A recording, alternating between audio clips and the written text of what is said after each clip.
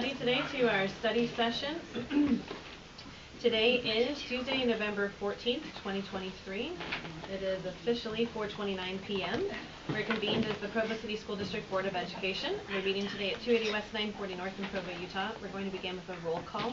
I'm Rebecca Nielsen, the Board President. Jennifer Hartridge, Vice President. Melanie Hall, Board Member. Lisa Boyes, Board Member. Meg Van Wagenen, Board Member. Max Joyner, Student Member. Will Widener, Student Member. Gina Hales, Board Member. Terry McCabe, Board Member. Derek Anderson, Business Administrator. Wendy Dow, Superintendent. Great. And thank you to everyone joining us online and everyone here today with us. We appreciate you coming. Is there a motion to begin our study session? I move we begin study session. All right, motion made by Board Member Partridge. Is there a second? I'll second. Second by Board Member Hales. We're now in our study session. All right, we'll start today with a board handbook training given by Board Member McCabe. I'm going to make it short since we're running behind. After going through the board handbook, looking for something that would change, I realized there's quite a few things that need to be updated after we do the strategic plan, or maybe even during we're doing the strategic plan. So if you look at page 5, there's a board mission statement that would need to be updated. And starting on page 9 to page 15 is the district aim statement and the board goals, and they need to be updated. And if I need to, I'll put it on the Google Sheet for future agenda items, or we can just do it during strategic plan stuff. You guys let me know if I need to put it on the Google Sheet. It's always good. I think it's good to put it on Okay. so we just don't forget. I'll I think that would be great. Okay, that's it. Okay, thanks, Carrie. All right, item number 5 on our agenda, we're going to have a construction update now from Derek Anderson, our business administrator. Oh, no, wrong screen I'm connecting to. Let's see here.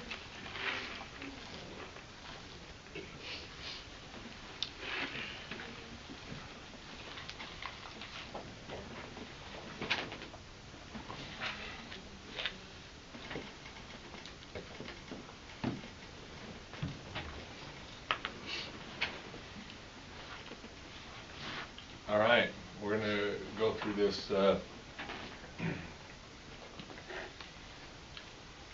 pretty quick so that way we can catch up on some time. So construction update for November 14th. So Tempe is getting really close to our move over into the new academic wing. This is, as you can see, the picture on the right is the stairs that now have glass and railing. You can see classrooms are starting to be set up and prepped for unpacking. This is, you could a hallway, and this is right in the media center right there with that big open room. And so you can see that the progress is really, really close. The parking lot in the back of the school is been repaved, and lighting has also been installed. Over what you see here on the left picture is the west side of the stadium, and that's going to be where the new team room and bleachers are going to be. The picture on the right is, oh no, I apologize, sorry, the picture on the left, I misspoke, is going to be the new concessions area and the tower for it to be that will be able to oversee the baseball, softball, and football field. So I apologize, I misspoke on that one. The picture on the right is the team room, and it will be on both sides underneath the bleachers. And so what you'll see is when that's completed, the bleachers will cover over the top of that. But right now, the project's moving forward really, really good. We do have an estimated move-in date right now. Let's hear it. Let's hear it. He's all excited. What's your guess, Maximilian? No, that's Maximilian. I apologize, Will. After Christmas break would be nice. It will be before Christmas break. Oh, good. So right now, we won't be having to move on Christmas break. That is, so right now the tentative move time is Thursday and Friday. No, Wednesday and Thursday and Friday of November 28th, 29th, 29th, 30th, and December 1st. So the end of the month is when the planned move is going to be. So long as. Can we emphasize that the word tentative? Tentative. This is tentative, okay?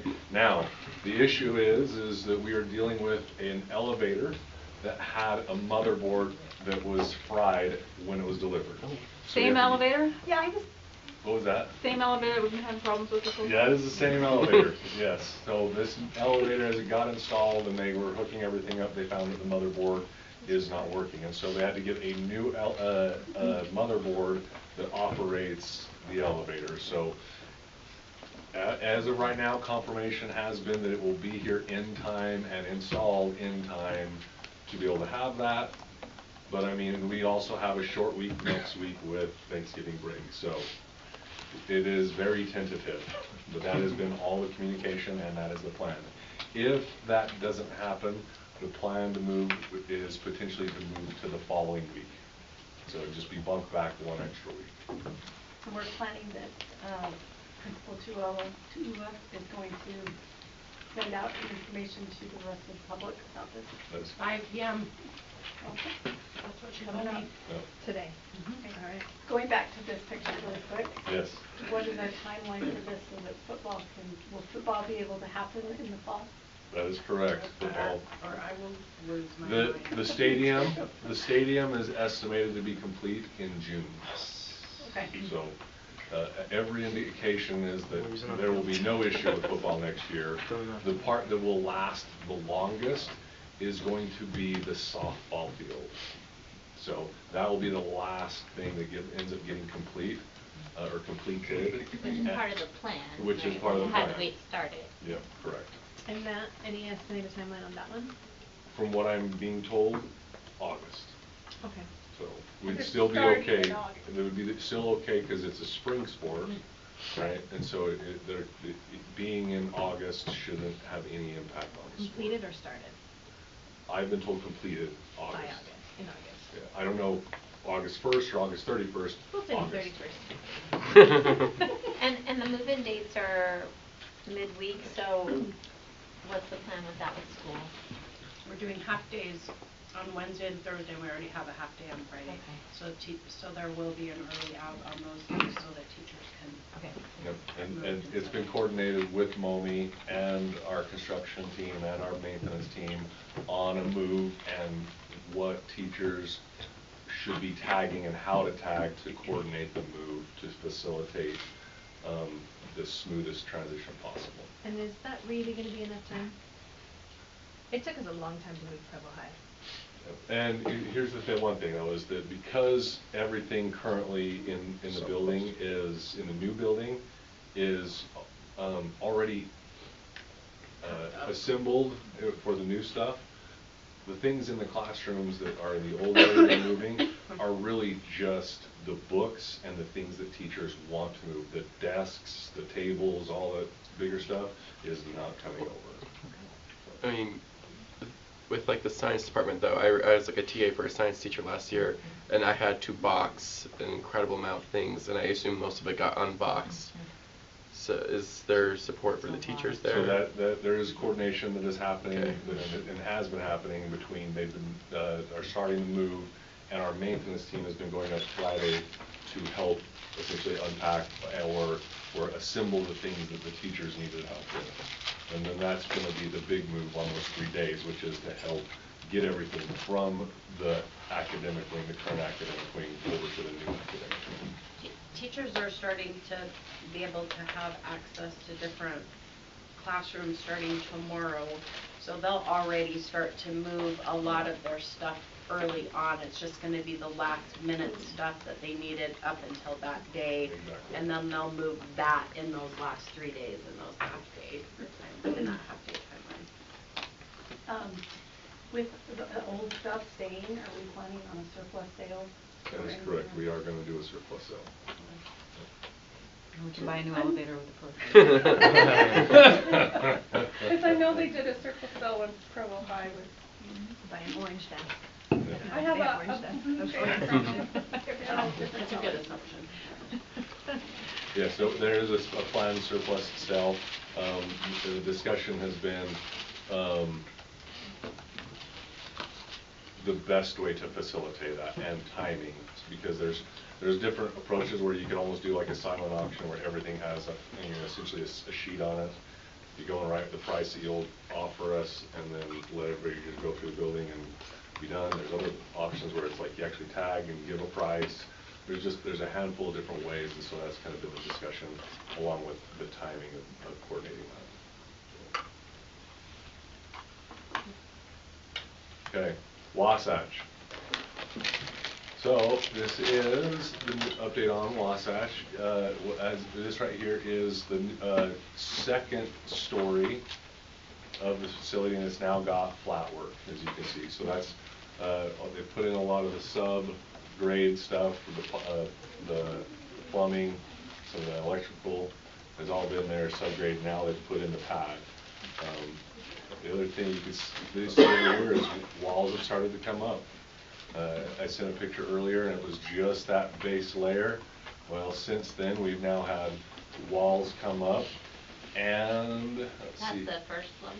This is the first level. That's correct. Yes. And then you can see here the other wall for where the playground area is going to be is going to also come right here, and that's being built.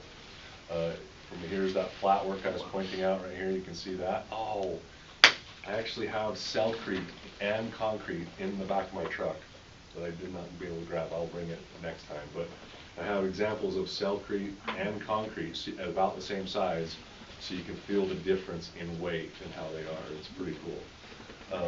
But so I'll bring them in next time. Visual aids. What's that? Visual aids, I love it.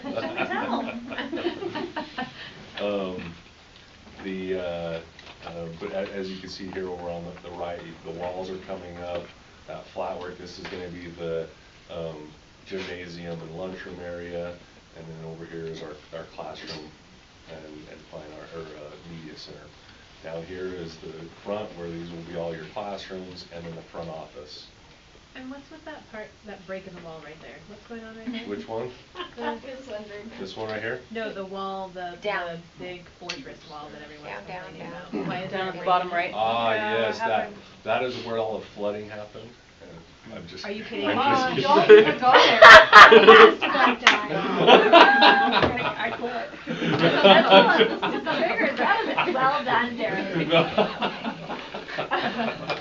For the record, there was no There was no flood. flooding. There was no flood. This right here is a planned staircase. There's a staircase that's going right there to access it from the road. That's right. There's a tentative place for this. She had a heart Construction's not the time. Can I ask a quick question? Not about flood. Remind me, for cars, the car route. Yep. Is there one access for the cars and the buses use a different access from Locust Lane? So there's Just like two access point to the. So there's two school. parking lots on this, okay? Right. There's a parent parking lot, and then there's a staff parking lot. Let me see if I can.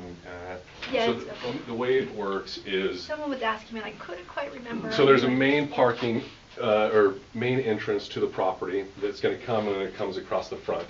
This is also the bus loop along with the parent, because the parent drop off is where they're at, and the parking lot is over here. Got it. The staff parking lot is a separate entrance, but over on the northwest corner of the building, the property. So that the front, you get onto Locust Lane there, that's the parent access. So there's one access point for cars, parent And cars, bus. and the bus. Okay. Correct. But the buses and the parents won't be, It'll be, it's going to be a Together. lot like will they? Provo Peaks. No, Provo Peaks, parents No, usually go not that front, one. buses are in the back. Yeah, they're different. Sunset View. I remember the picture. Yeah, I There's feel like there was one two this different way and then spots. there's one that Yeah. way. Did you all catch that? This way and that way? Got it? Can I face the camera for that? But that is Triple correct. So exit. there's essentially an in and out right there. Okay. You know, all right there, and then there's a loop around where the parent parking is. There's a loop around that with parking in the center of it. And so, and then the staff parking lot is on the. Yeah, I think the bus actually goes to the left. I think the bus route goes to And the they- parking. and- Yeah, That's what I that, remember. yes, Is that- that's right. Clarence through Yep. this one and the bus goes. Yeah, so they may access at the same point, but then they Okay, have different routes. and that, until I have a visual of the aerial, it's hard to see where it's Sure. at, there are 2 access points on the property. It's right there, and the other one, which is further to the north on the same road, because it's all access from Locust Lane. So.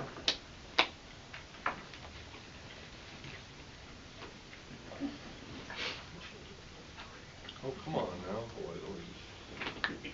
All right, shoreline. Shoreline is moving along very, very quickly. I actually believe we are about ready. It's either just happened or it's going to happen this week, that the parking lots will have asphalt. Tomorrow, is it tomorrow? Okay. And that asphalt is going to make it really, really nice for the winter. That means we're not going to be tracking on dirt into a brand new school of mud and whatnot with all the snow that'll occur. And then it's going to be just a small overlay. And then what they'll do is come back and put a new overlay on the top of it right before we open. And so that way it's all, whatever dirt and ended up getting beat up potentially through the winter, a brand new overlay will come in right before the school. So we made it in time for the asphalt deadline? Yes. Okay. Yes.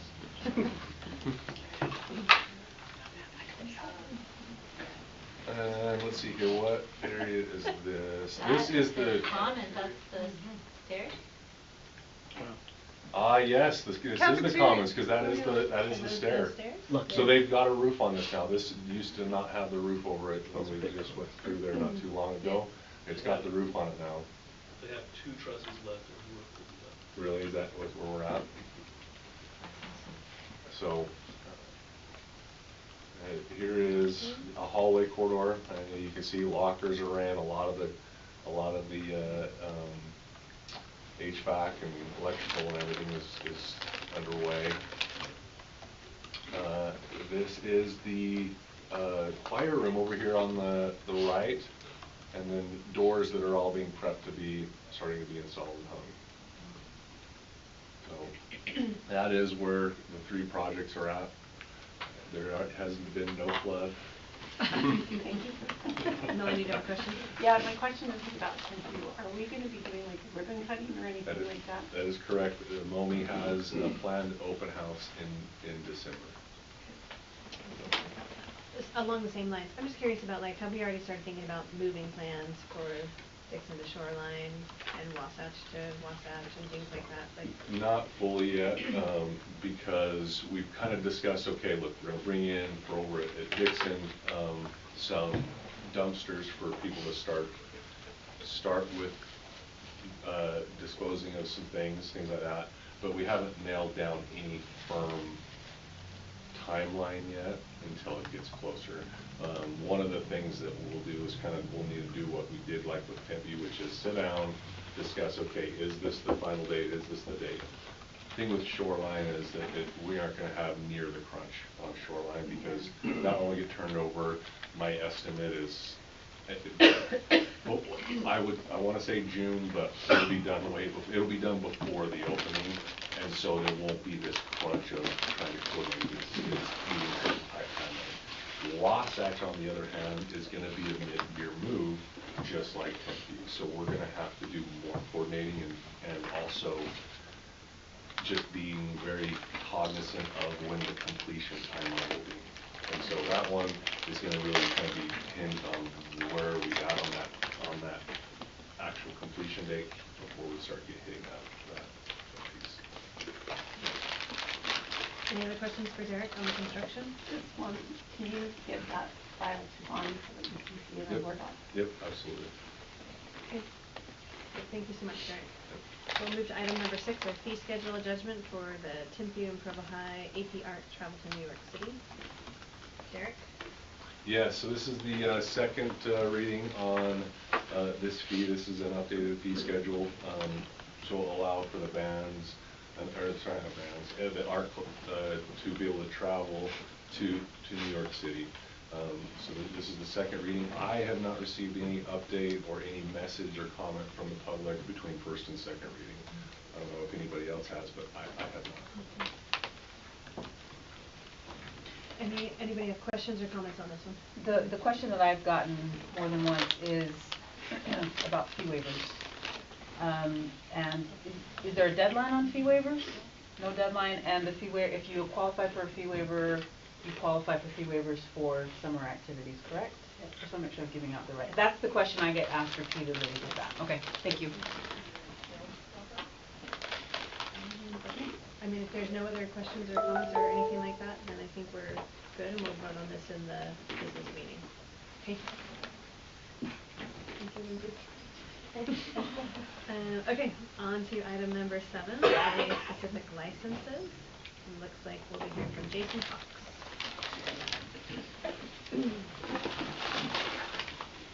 you, Board. I just want to take a minute again. Last month we talked about the LEA specific licenses, and those continue to happen throughout the year. So what we wanted to do is come to you today. We have a few more to ask for your approval on, but we would like to move this to being a part of the consent calendar monthly, because as we hire people throughout the year, it will need to continue to come back to you for approval. Anybody have any questions for Jason regarding this? Do we just add it to the consent calendar now? I think for We next have it, month, right? we have it on today's consent calendar, right? Oh, we do. We do, yeah. So from here on out, it'll just be on the consent calendar. Okay. So, go ahead, Gina. Did I read somewhere that there's some money attached to this? Like if we do this, then we get some additional funding. Is that correct? So it's not additional funding, it's the funding that, so each teacher generates a fund for them being certified. And when you approve these people, the state then considers them to be certified. So we get the funding to flow through for them. Okay.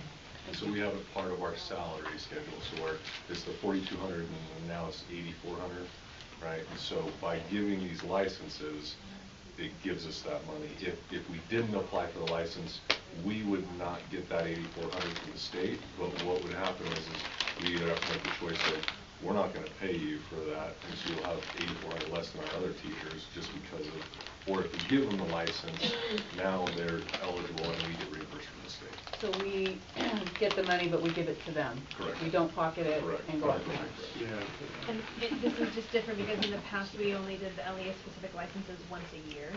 But now if we do them as we go, then we can still collect that 8,400 from the state, where in the past we've just been eating it. Okay.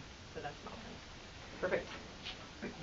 Well, it was 4,800, so we were eating less, but still. Okay, let's go. All right. Thank you so much, Jason. Okay, a personnel addition to Franklin Elementary School. Wendy. I'm going to turn this over to Jared. He's going to do a presentation for Franklin.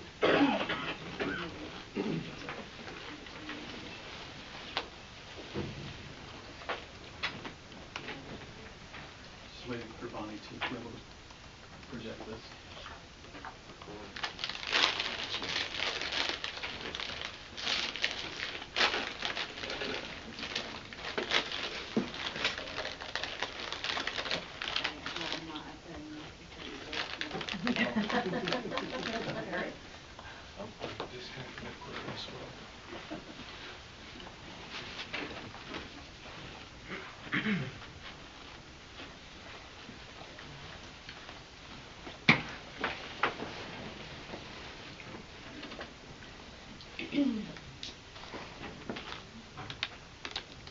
So as you're aware, Franklin Elementary School is our elementary school that is in CSI status, or Comprehensive School Improvement status.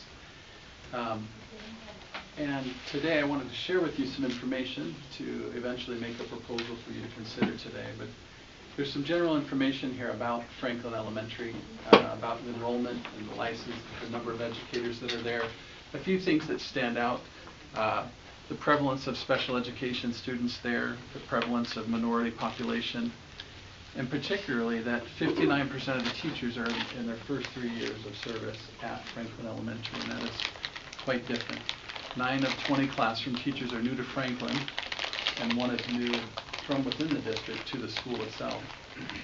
And as we previously discussed, the accountability report for Franklin shares that there's some challenges with our data and our student performance. And you've seen this information before, but in essence, because of this accountability report and the status of CSI, we've created a specific comprehensive school improvement plan that you have approved previously. As this year has progressed, there's some really significant behavior challenges at the school that have been recorded in our data tracking system of educator handbook. Through November 6th, you can see that there were many incidents of behavioral challenges that are becoming a challenge for the principal to be able to attend to all of these behavioral issues and yet still be expected to maintain that level of urgency towards academics. And what stands out particularly is that there are 57 referrals for physical aggression at the school. Jared, I'm sorry to interrupt. Can you compare that to other schools for me for context so I know what we're looking at based on maybe averages or what you might see typical at another elementary? It is much more significant for the size of the population. Okay. When you're thinking about the fact that Franklin Elementary is as small as it is, and you have to recognize we're only in November, and you already have 57 referrals, and to have 14 out-of-school suspensions for an elementary school already in November, that's alarming. So, if I were to venture a guess, I would say we're dealing with at least 4 times the number that you would have at a typical elementary school. For perspective, Franklin has an enrollment of about 400 students. So, the current CSI plan and goals, these are the efforts that the school has put together to try to improve in the accountability measures that the school, as part of the CSI status, and the principal and the other leadership team members are striving to implement these goals and increase these proficiency levels. And as part of that, these action steps that you can see, some of those goals specifically that stand out is we want our principal in the classroom to be able to observe and give teachers feedback and to monitor the quality of instruction that's occurring. To be able to provide feedback to teams as they reflect together on Friday afternoons, to make use of these benchmark assessments so we can determine how our students are performing throughout the year instead of waiting until the end of the year. And then to use progress monitoring efforts for those students who are struggling. These are the goals and action steps that we want to see carried out more than we currently are at the moment. Go ahead and go up. Currently, CSI funding, $66,000 has already been distributed and spent at the school for teacher training and to hire additional instructional aides. Recently, we've learned that the state is providing an additional $75,000 to become available now for the school to assist in meeting these goals. And second to that, we've also been given notice that there'll be an additional amount of approximately $75,000 and it could go even higher. Both of these new dollar amounts would be available, but would need to be spent by September 30th. Of next year. Right. Of next year, that's correct. And so we're making a proposal to the board to hire an assistant principal to help differentiate and split up those duties and responsibilities. We've talked about perhaps a distinction between a kindergarten through 3rd grade administrator or 1 through 4 through 6, and then having other duties and responsibilities and to be able to help manage some of the other challenges they're having at the school. This would allow the principals to really specialize their work and to be able to get in the classroom and focus on Tier 1 instruction and to ensure that interventions with Tier 2 and even Tier 3 are happening at the school. This will also free up the Title I coordinator, facilitator, and some of the other staff who have been responding to all of these concerns. And so overall, because of these recent challenges or ongoing challenges that have come, we've really stretched that leadership team very thin. And there's an opportunity now with this new dollars to help hire not only an assistant principal, but hire an instructional coach to really focus on coaching cycles. Remember, we have 9 faculty members out of 20 that are new to the school, 8 being brand new. And this would allow them to be able to take teachers through these coaching cycles, to be able to do observations or drop-in observations and give support to teachers and meet some of the other elements of the CSI plan. Some things to keep in mind. Beginning next year, Franklin will no longer be a BYU partnership school, and so they will not have interns any longer. The facilitator role would change at the school because of that. Ongoing funds for an assistant principal or a coach would need to come from other sources. And we, as a cabinet and under the direction of our superintendent, are prepared to answer some of those questions in the long run. CARES Act funding at Franklin is some one-time money that's going to not be available moving forward. And we're recommending that you approve the use of these one-time funds to hire an assistant principal and an instructional coach to be posted immediately. And that working with the superintendent will find a way to move or fund an assistant principal or coach through the CSI classification moving forward. And then develop some clear expectations for these commitments to the school. What questions do you have? I have a quick question. Go ahead, Terry. Yeah, so with the new instructional coach, was there discussion on just assigning one we already have and make them permanent to Franklin and then hire another one for the Yeah, district? we can do that. So that's something that we'll work with teaching and learning on what, if we have one that they already have a great relationship with, I'd prefer to just do that rather than start that over. So we'll look at that and make the determination rather than throwing somebody brand new. I don't think necessarily, and you guys can speak to this, Anne Marie and Judy and Michelle, usually if you're throwing a brand new coach in, it's not always, you gotta get them up to speed, but we do wanna make sure that we have someone who has the skill set that really matches what we need there. Is it Kendra? Kendra Davis used to be Okay. assistant grade teacher for sure. I don't know if she's interested. Okay. Thank you. But she already knows what she's How come the partnership with BYU is ending? Why won't they have interns in that? That was a request made by the administration working with HR a year ago, actually. Okay. And they're just finishing out this year. Okay. Any other questions for Derek? Go ahead, Nick. Yeah, can you just explain a little bit more where this this money is coming from, grant, or is it specifically CSI funding? Is that what it is? That's Maybe correct. I just missed that, okay. So I know there's been a couple schools, elementary schools in the district who also have assistant principals, and I just want to know like what goes into consideration with that and getting one for certain schools. Like I know like this is like of course a situation, but like is it school size? Is it like and like how successful is it with like improving? In the past, it's a formula based on school size, and we are exploring other ways to consider that formula in the future. But in this specific case, it's because of the CSI status. We'll be able to respond to that and develop systems that allow that growth and progress continues at the school. Thank you. I just want to give a comment that I appreciate you guys working as a team to look at the data and say, hey, the school needs some more support, we want to help them, what can we do? And I think that's really good that you're working with them and getting the support that they need.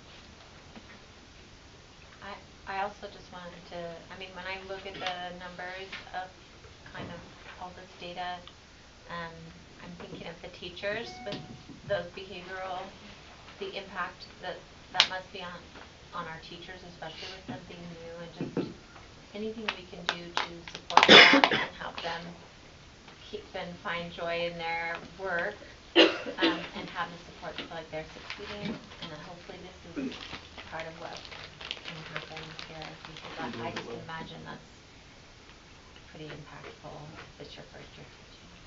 I think one of the things too we talked about in our MTSS group today was just the idea that when you only train your coaches so that they understand just basic classroom management and routines, that's not the behavior that we're dealing with here. And so whatever coach is assigned here really does need to be trained in some significant things like de-escalation strategies and really some more intensive behavior supports, and then also supported still with that halftime PBIS coach that has more of that behavior expertise. So it really does have to come from all sides of this. Sorry, I guess I'm also just wondering how much clarity there is for a teacher around what to do. right? Are they clear on what to do with behaviors and how they file or inform? Not right now, no. So I just plug in for that too, right? I know there's like every job, but anyway, thank you for that, because I just know, even for me, and I've been teaching a long time, post-COVID, I encounter behaviors that I'm like, oh, I haven't thought that through as a possibility of something that could happen in preschool. So, you know, like, I'm just thinking about that, like, clarity for me even as a teacher around what will I do when I encounter this, and who are my supports, and what's the right channel, because I can see myself just reacting in a way or trying to address it myself versus knowing who I go to make sure I'm following the system. So. Well, we believe this proposal is a way to support them through the Great. CSI status. Thanks. And what's the timeline on hiring these people? If approved tonight, we are prepared to post a vacancy as soon as tomorrow morning. And we'll begin as soon as possible. It has to stay open. 5 days, 2 days? Well, if we do open until filled, it's 5 days. If we go standard posting, it's 2 weeks. Okay. So then, interviews will be a week later, or? We're thinking we would have this person hired by Christmas, like we would know who this individual is, with the idea that they would start pretty close to around there. Correct me if I'm wrong, if I'm remembering this timeline wrong, Jared. Timeline would have them begin right after the holiday break. Yeah. However, if we're able to expedite things, they could begin some transition days prior to the holiday break. Are we worried about like candidate quality? I mean, if there's an administrator who doesn't have a job at Christmas, I mean, most admin would have gone through the normal school year, like would have started in what, July or August? Good question. Well, so we have individuals that often will say, I would like to stay in this particular role for one more year. Say you have, like, for example, a Title I coordinator that has an administrative degree and they wanted to stay as a Title I coordinator, but now an opportunity like that, and now they're feeling like, okay, I could maybe do that. We have a lot of really good candidates that would be available for that, but I agree with you. If it's someone who's been trying to get an administrative job for a long time and we're dealing with that might be the case, but we have a lot of individuals that are, actually we need to kind of like say, hey, here's your opportunity, you know, have you thought about this? There are several individuals in our district that I think would do an excellent job in this capacity. Okay. Thank you so much, Jared. All right, item number 9, we'll go ahead and go with our policy review now. We'll turn the time over to Wendy, and let's just check on our time. Yeah, I was just going to Let's see, we're 12 minutes over. So Okay. any kind of policy review you can do quickly would be awesome. Okay, so the policy that has been, there's 2 policies attached. I will deal with the student inclusion and respect policy, and then Derek will talk about the yeah, that's the one. So this policy, just to give you a little bit of a background, we invited 8 teachers, K through 12, to come in and consult with us. We did kind of look at some different school districts' policies with regard to this. This is specifically looking at creating classrooms as safe spaces for students.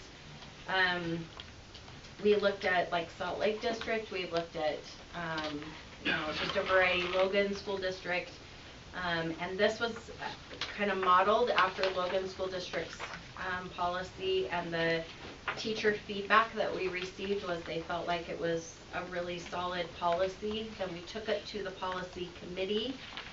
We changed some orders of things and just some of the wording a little bit, and then this is what we've come up with. We feel like that it demonstrates that we have great trust in our educators, that our educators understand what it means to create a safe space for students. That is going to also come with some training that comes on our end to make sure that teachers understand, where am I crossing the line, right, in creating a safe space and having personal space in my classroom versus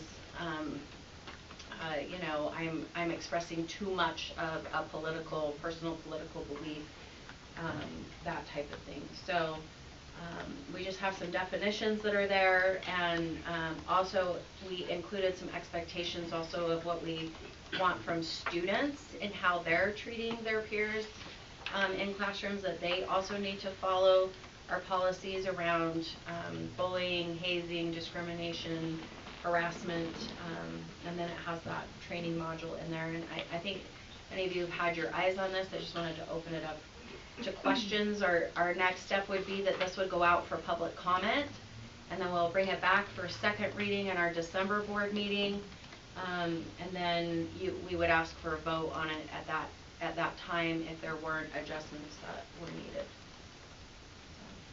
Okay, any questions for Wendy?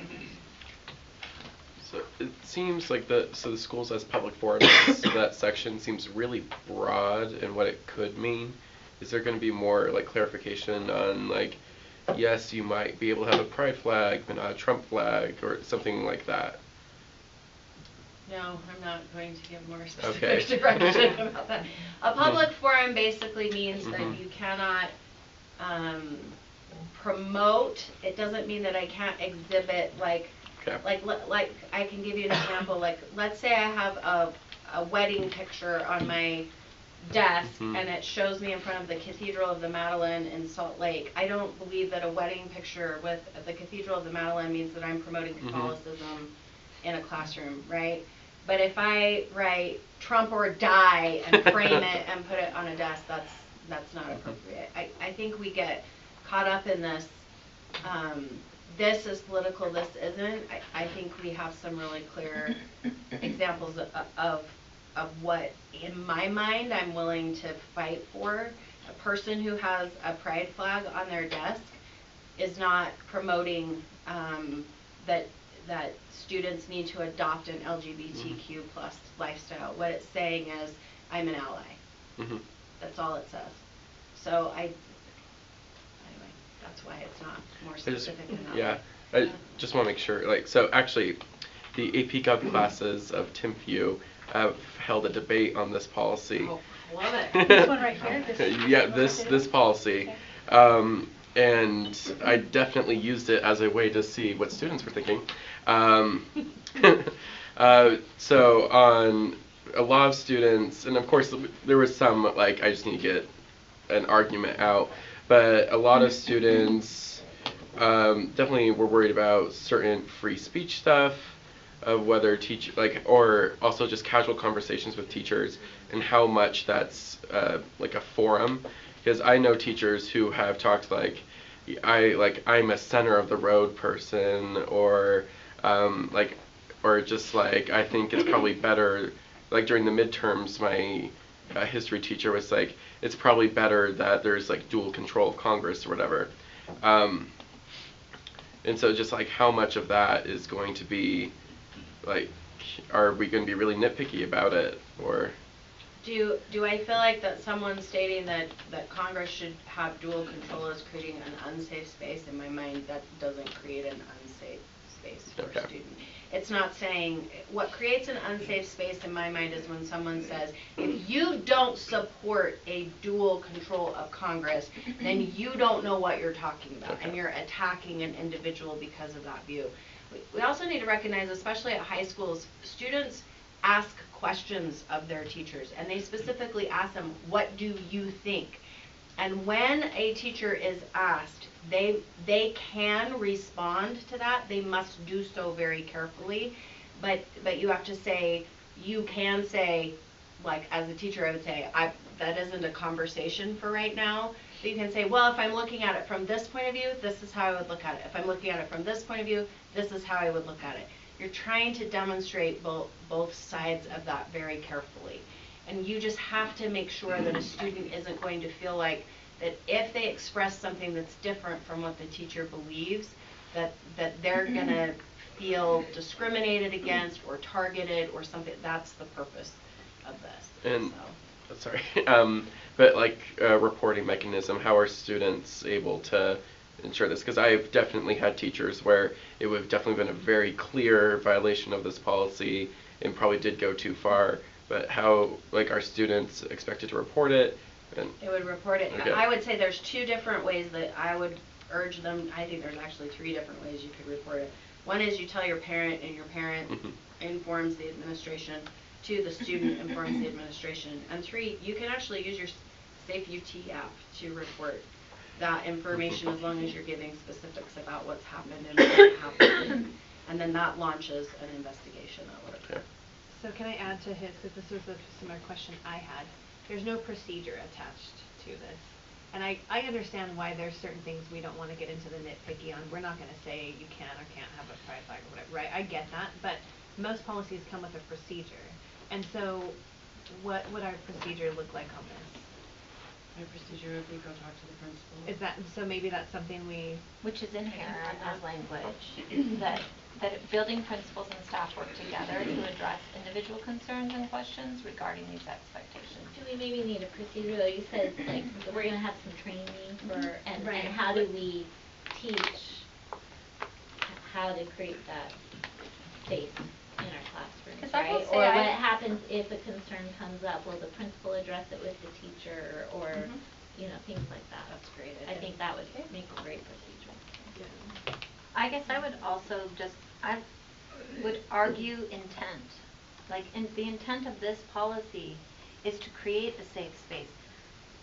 I could use the same symbol to create a safe space, to create an unsafe space.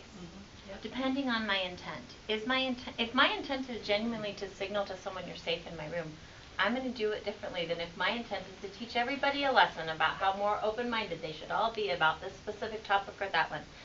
That is handled differently, and that is nuanced and tricky, and if you're a local principal, like that, it's not super clear necessarily, but I really do trust our teachers to understand. The intent is to say your classroom needs to be a safe space. It's not a public forum. It's not, even in a high school space, a place to display or promote what you think is a clearer understanding of a topic than someone else has.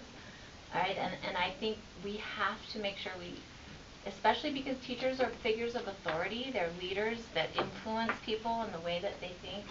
They need to understand that stewardship is genuinely one to say, here are different sides of a point of view, etc.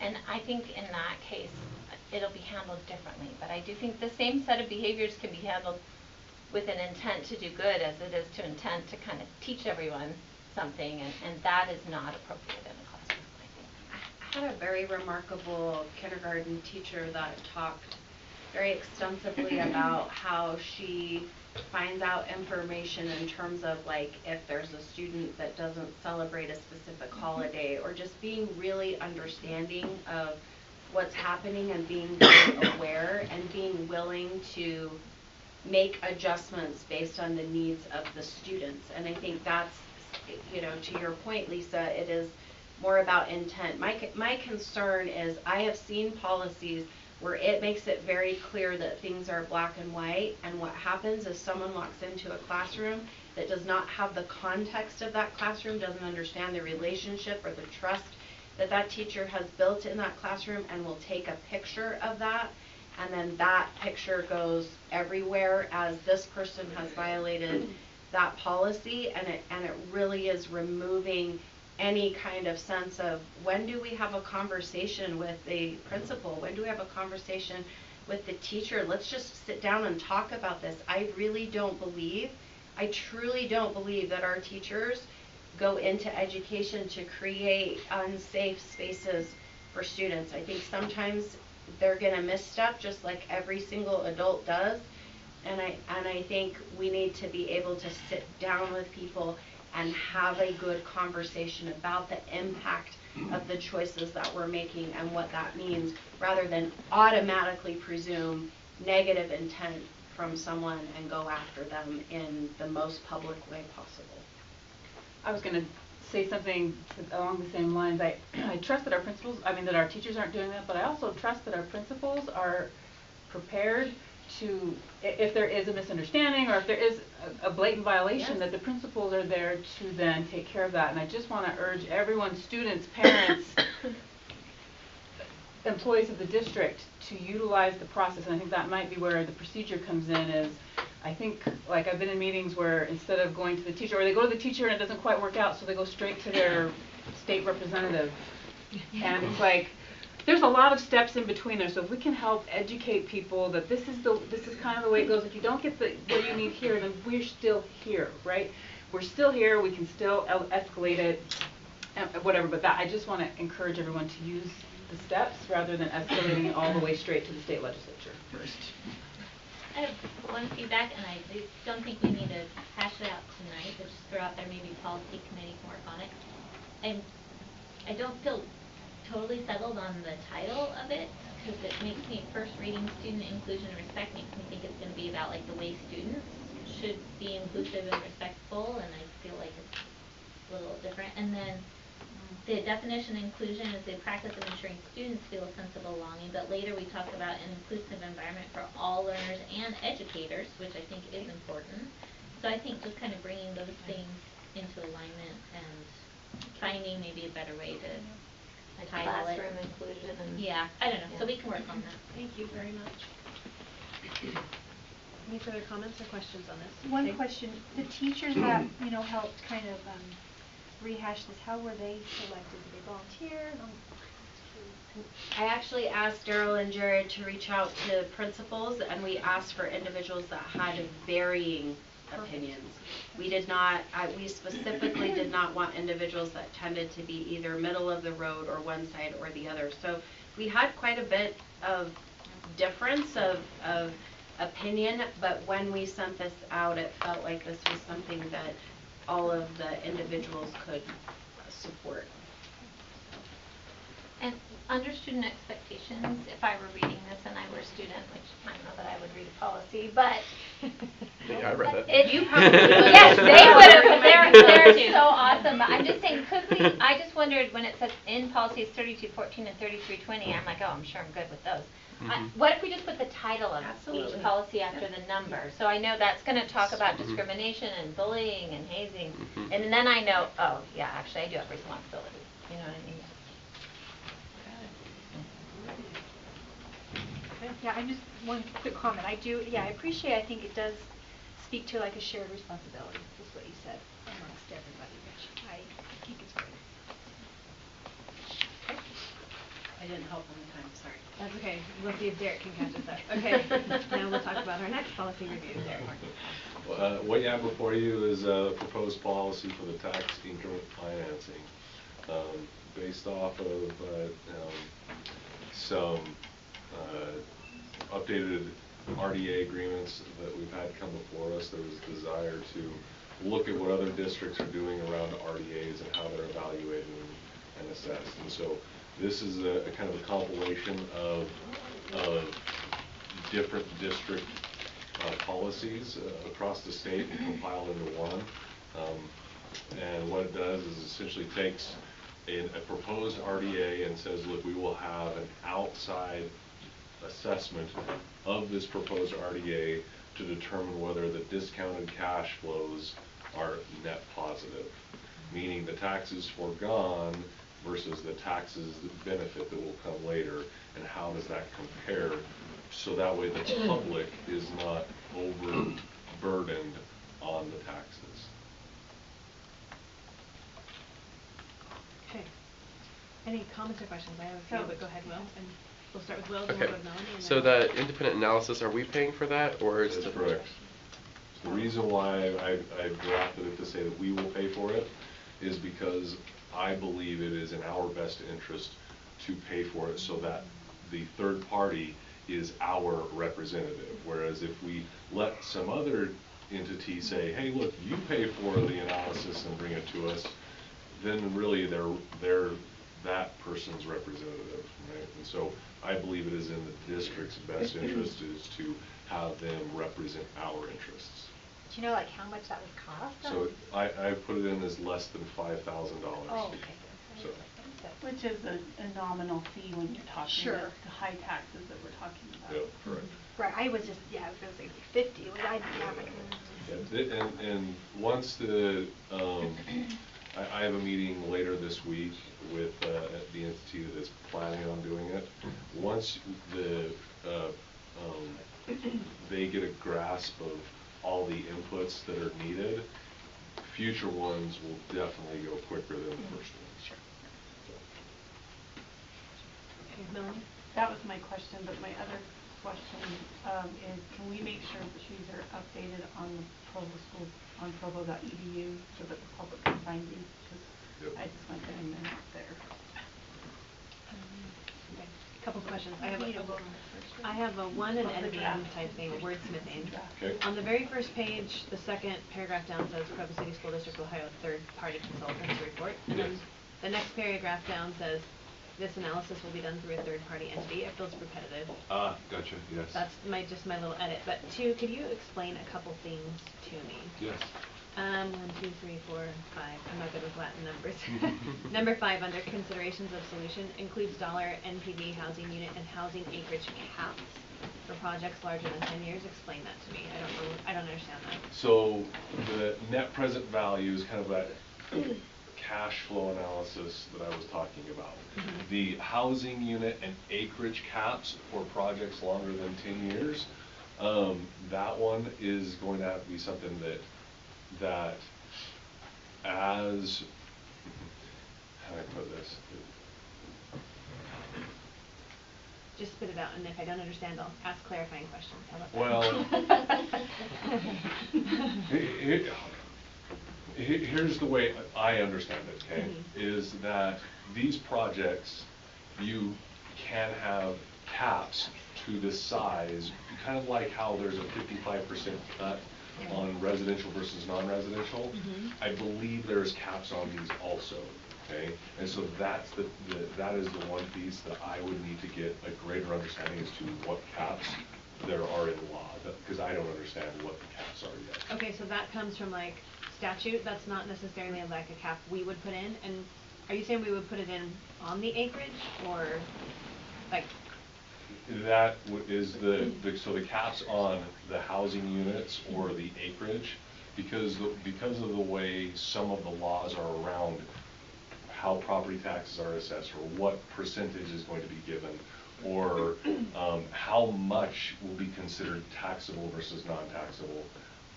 I would have to get it under deeper understanding of those caps to further say, is it specific to this RDA project? Is it specific to a global project or global process? That's something I will have to get a greater understanding of. Okay, that'd be awesome if you don't mind figuring it out and then clarifying for me, because I don't know what that means or why we would want it or how it would help us. Yep. So that would be good. And then I had one more question, and if you give me 10 seconds to find it. Sorry, I had it. No, I don't know where it went. So, anybody else have any questions while I'm looking? Go ahead, Will. Yeah, so the criteria focus, the third one, avoid projects that include retail or housing. Is that a new focus? The reason why it's saying not to focus on those and not to place a priority on those is it's not in an organization, in a school district's best interest to give tax incentive for those types of projects. And the reason is our taxes are based primarily off of property values, right? Or well, they are based off property values. That's how we generate our local funds. The state gives additional funds that are based off of other metrics, some of it being property, some of it sales, and anyway.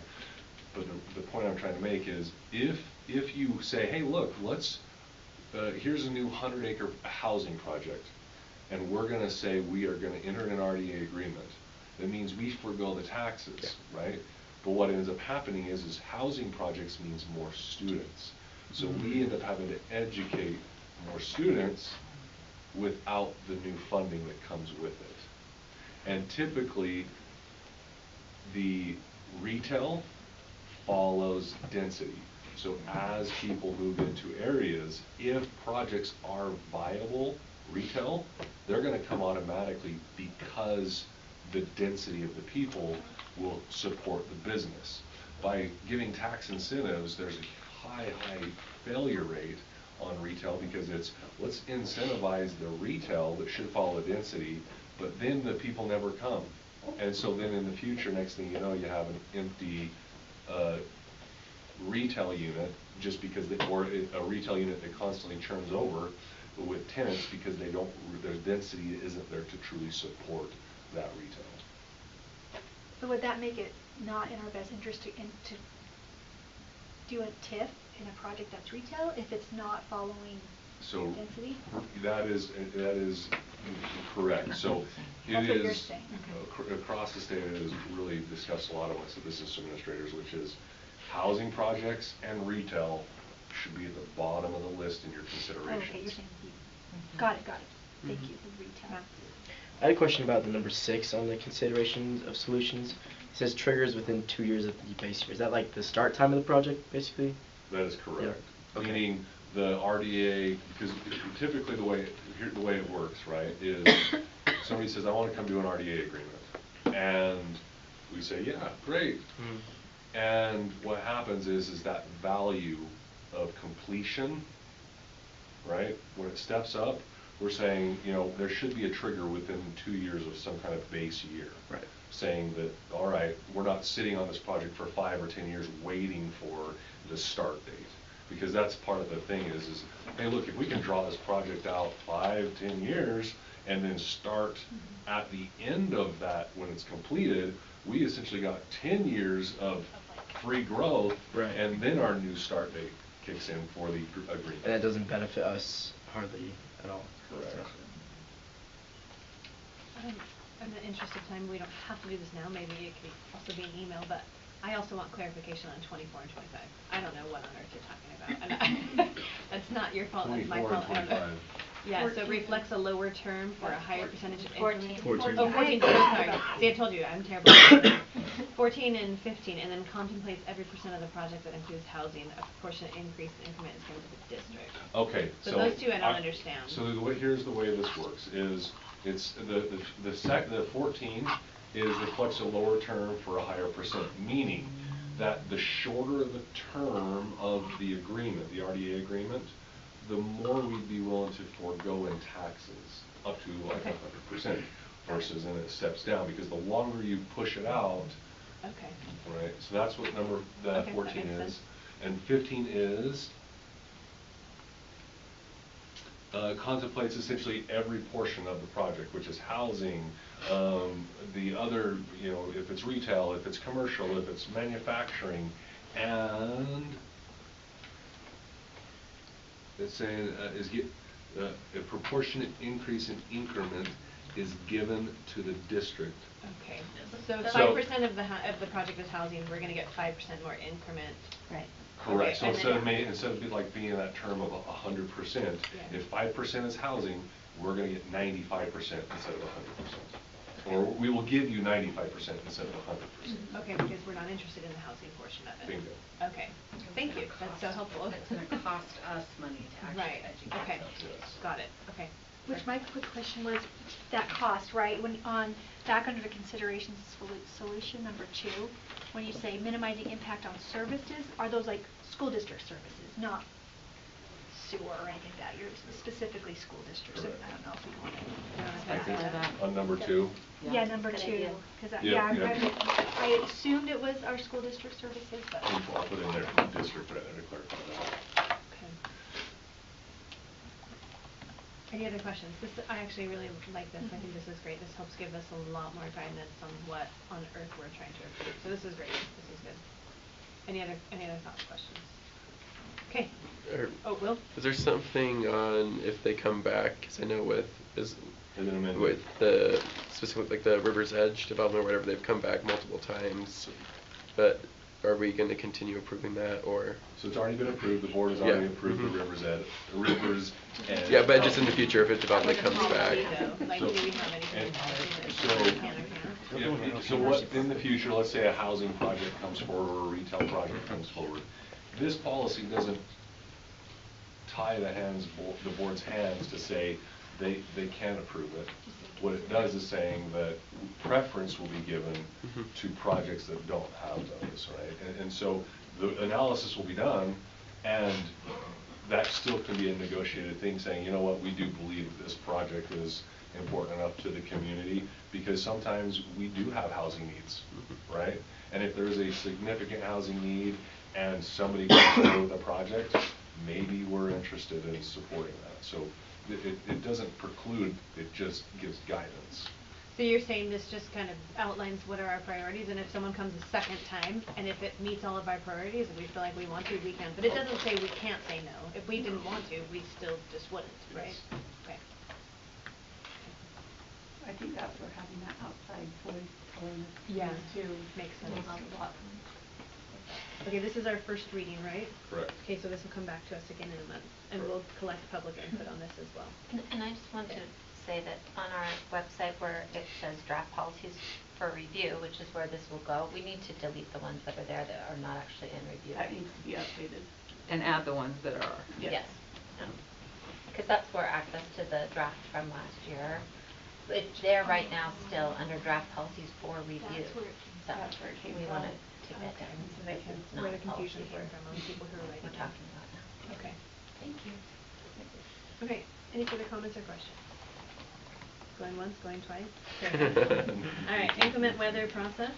We've kind of talked about this before. I just wanted to update you on two things. One is, in speaking with principals, they were not comfortable with a, like, K2 goes home with a packet and 3 through 6 goes home with a Chromebook. They want to make that decision on a school-by-school basis. So, like, for example, Rock Canyon was like, I have no issue sending Chromebooks home, and Timpanogos was like, I don't want to send a Chromebook home to anybody. So I just think the principals will be responsible for communicating what that is going to look like and how the parents will access that. And so we will help support the principals in that specific piece of it. The second thing is we are going to do a test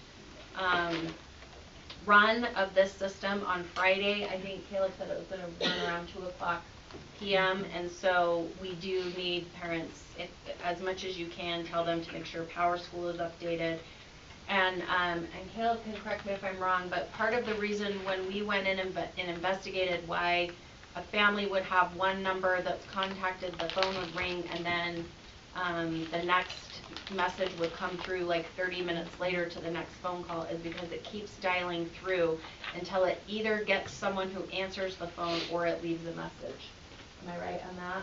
And so it's just going to dial through every single number that's on there, so by the time it does that, it sometimes can take a few minutes for that. Do you know what the prefix is of the number that's coming across through the phone? Is it a 374 number? I don't think, I've never seen it. I don't know what it is. Okay. When I find out what it is, then we'll advertise that, because I'm I know, I was concerned, gonna say, I have it I'm somewhere. concerned that people see that and then they're like, this is just spam, and so they dismiss it. So we'll help communicate that out so people can be aware, like if you're getting a phone call with this prefix. And that's all I had, unless you have other questions. I will say that when I first had a kid in the school system, I'd get emails from our wonderful Caleb Price. I had no idea who he was. And so I'm like, who is this Caleb dude? I thought it was the principal. That's how involved I was. I'm like, so I started calling the principal Caleb. So maybe, I don't know if it's helpful to have, I don't know, just something to think about is sometimes it's like, if we have a title instead of a person, maybe they are more likely to open it. I don't know, maybe. I opened them anyway, but it took me until I got on the board to figure out. Oh, Caleb is Caleb not the is. principal. So I wanted to I clicked on my phone and a text comes under 60680. Correct. Oh yeah, The it comes phone from call. a, not a phone Yeah. number, it comes from like a machine. Yeah, but there is a Does it phone also call. phone you, though? There's a phone number one call too. too. I There's a actually phone number. looking, but it's been a while. I'm sure I have a few of those. Let me I just mean, check. I know I did too. I Well, know, I so was when spent 801-616-5223, I think that is a few. I don't know. Well- That might that's be already tardy. Is that a tardy? Oh, That's Tim view. Walgreens. It says. I'm I added it trying to I get the think that's contact, so. Walgreens. it's- that- that's I know all- You're right. when we So I just get like, calls from a TimView school, has it its will own say number, it's but. from TimView. Okay. Yeah. So is there a way we can get the caller ID to reflect who the Yes, school district? That's where it says Grove City School District. Okay. Mine as long as does it it. does, I that's think okay. that's on the phone call. On the phone call. It's Okay. been a while. We can find Mine that does out not. on Friday. Mine doesn't. Yeah, we'll find out the test. It probably If you depends on added the it carrier. as a contact, it will say that, but otherwise it's just. Oh, a random no, number. okay. I have one suggestion for it. One thing that Caleb would always say at the end of it, he would say something to the effect of like, as always, we acknowledge that a parent has final say. If we could say something in the increment weather, something that, these are what we're planning, that as a parent, you can still make your decisions. that makes sense. Yep. Yeah, whatever works for your family. Oh, the other thing I wanted to make sure that you're aware of is that if we do call for a 2-hour late start, we are automatically doing a below bench pickup. That was a request from transportation.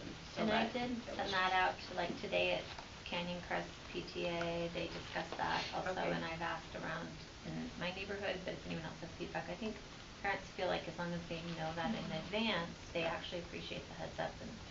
Okay. Yeah, that was the consensus that Timothy PTA students got, so. Yeah, thank you so much. Appreciate that. Okay.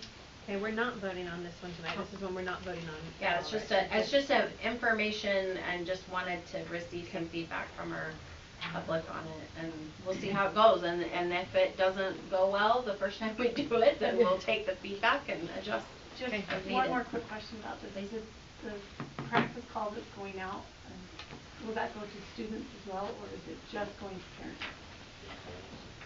Did we want to, is there a way we can add secondary as students? I don't know. I don't know how updated Power School is with student information like that. That's I mean, probably I'll check this team tomorrow to talk about those types of things, but I don't have a way that I know. I just know that there's some parents that like have kids that do the early morning swim practices and stuff that would be Yeah, effective. Power School doesn't have access to my phone numbers, I don't think. This is if you choose. I think it can. I mean, Power School has parent phone numbers. I'm saying like student Or phone numbers. student phone number. I mean, I can get notifications from the Power School app. Right. And you might want to start doing that, but. No, I get those Yeah. too, but like, I'm saying like, to our. But if it's the actually, night like, before, and those messages go to parents. Yeah. The night before, that's. And it's still like with swim team specifically, like our coach is very active and like. They would, and you Yeah. would know by 7 p.m. if you were doing Mhm. a 2-hour late start the next day. The only thing that would change the next morning is if we went to a complete at-home Yeah. learning day. Once we call it as Unless a there's 2-hour some late freak start, story. No change. I'm not changing it. Yeah. So Mhm. it's Even even if if we it's wake up sunny and and it's 70. sunny and beautiful, Sunny and it's 70. still a 2-hour late start. So, and I will just own that. Like, I'm fine with that. But I just think that having notice is better than the other way. It just, when you're dealing with kids and daycare and all the things, so. Yeah. Okay. Thank you.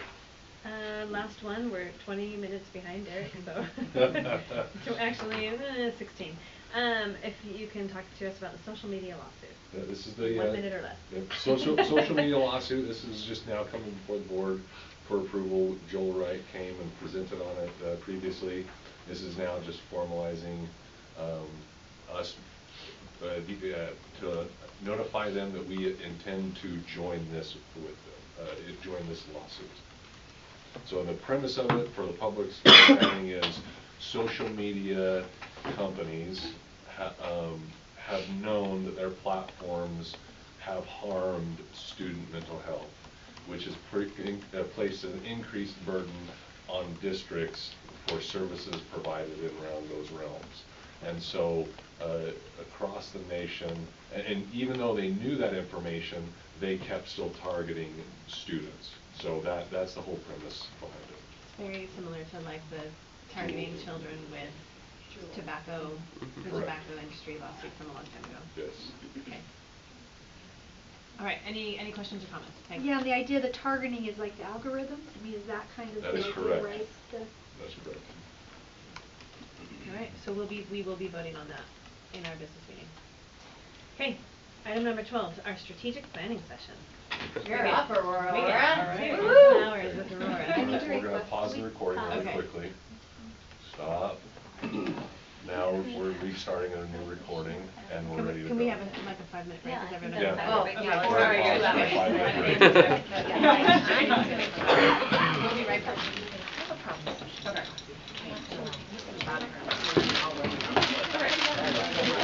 Memories of fun. I think they can.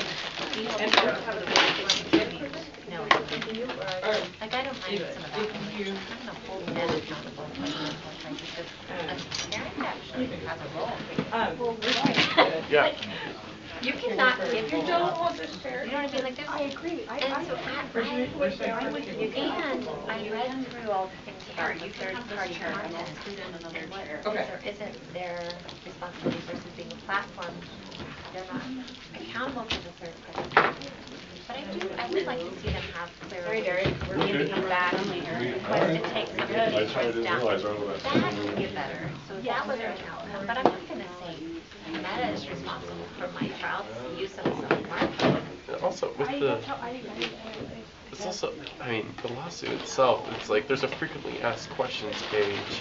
They're going district shopping for litigants. Like, it's, I mean, and if it was the attorney general or something, then that'd be more appropriate. But it's some private law firms from. This Attorney General has in the state that's taken a stand on it. But that also was the vaping one as well.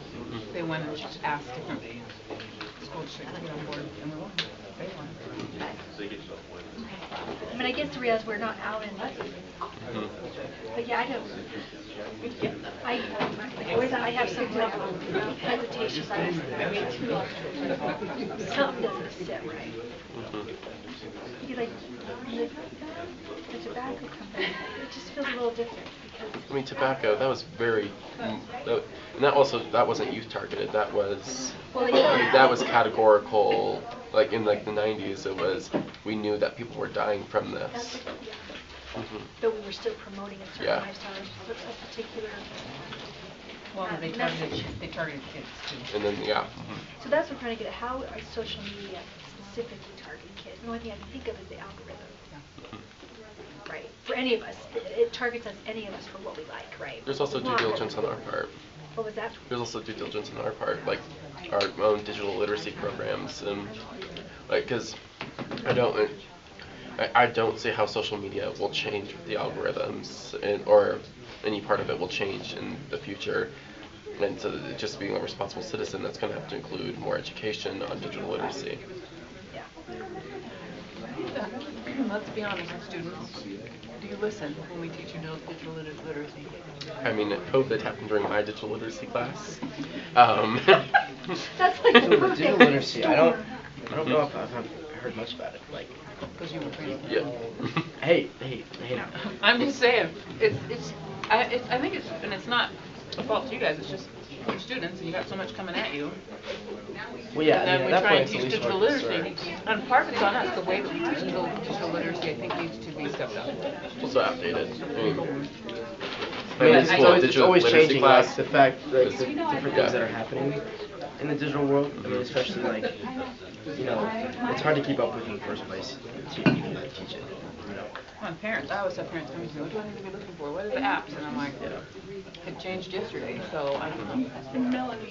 Well, I think it's less about even the apps. It is about what kind of relationship should we have with our phones and the app. Like, not specific apps all the time. The but phone like, itself. Yeah, like. When is Geneva Rose going to be a priority? How to check in? When did I get on the phone for? And then where did I end up?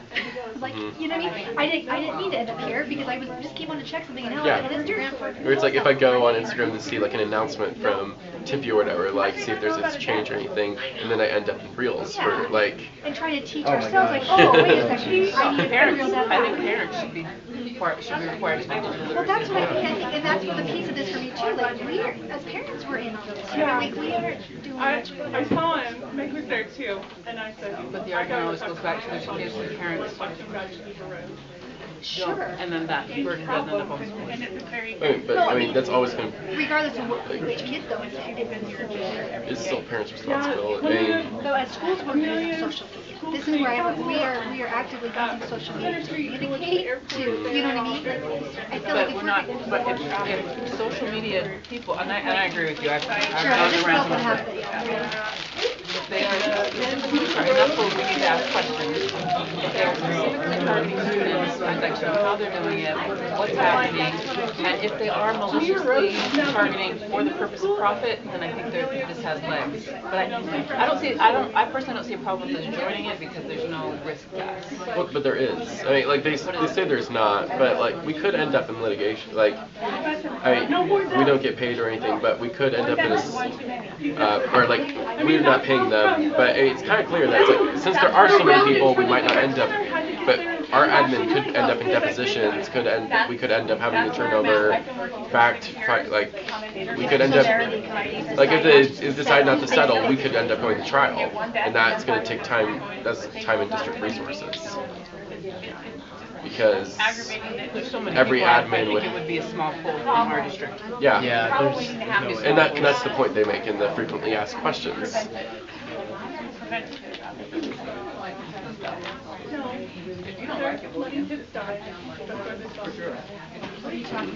Geneva Road, when I spoke to Kate, Dr. If you guys had a vote, would you vote for it? I'd vote yes. I'd vote for it. I would. Another thing is, well, I was talking to some students about this, and they also, Yeah, she was on doing TikTok is not a popular idea among youth. And I can, I see that there are really valid reasons, but I also think that there's a better issue with it. I think it's our responsibility to educate on social media. I think the companies, I don't think it's our role to try to enforce these big changes against social media companies. I think that there are entities, but I think Congress needs to get off its butt and do something about digital privacy and all that. Yeah. But I think we can do a better job focusing on education rather than getting involved in the lawsuit. Really running behind. But we are responsible. Yeah. I don't need to start over, right? No. Meg, just bring that to the table. I didn't realize you brought soft fridge. Oh, no. Yeah, you I guys. didn't bring it. Who brought it? We got it from a This is meeting. from Mountain America Credit Union. I'm giving them a shout out for the candy. Right? They did, they brought all the. They brought it. The licorice. Just bring it to the table again.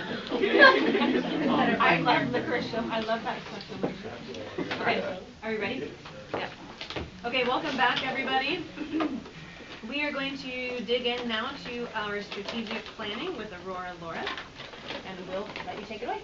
Okay, great, thanks. Well, I'm excited to be back. We have gathered feedback from the steering committee that we're going to share with you today, and our goal is to hopefully get closer to finalizing a draft of core values, vision, and mission. We're also hopefully going to get into Course River Graduates Day. Wendy, do you want to say, actually, do you want to say anything? Okay. No, we're good, go. Okay, Let's go, okay. we're behind. All right, yeah, But okay. what a nice photo. All right, we can skip that one. But what a nice photo. Great photo. So really quickly, just to remind everyone, for our audience at home, core values is a set of beliefs that drive all the behaviors of the district. Vision describes what the district hopes to achieve or be in the future, and the mission articulates what's unique about who the district is, what the district does, and who the district serves. So we're going to get into core values. As you recall from last time, they direct the behavior and decision making of an organization's employees. And I took the words that you shared last time, I took all of them and put them into a word cloud, and these are the ones, this is how they came out. We did have a lot of debate around the word excellence and whether it should be greatness, so we probably need to kind of still keep thinking about that. But I just wanted to share with you what we got from the board. We did the same thing then with the steering committee last week, and here's some of the feedback they had. There was debate there also about the word excellence, so they were thinking maybe we should consider achievement, well-being, dynamic growth, or continuous improvement. And I'll just say, we were in table groups. There were a bunch of different groups, so these are the comments that came out of certain different tables. So it didn't necessarily mean everyone in the room said this, but all right. Next, one of the table. Oh, go back. Yeah, one of the groups said they felt like innovation was overused, so maybe we should use the word creativity. Another group said we like belonging or inclusive better than equity. The community is accountable to each other, so that group really liked community, I guess, and accountability. Someone said don't use educational buzzwords. We should think about how our core values translate into other languages, and these need to represent what we are and not just be aspirational. So these were the words that we got when we did the same activity with the steering committee. So I'll give you a moment just to kind of look at those and think about what was similar to the board and what might be different.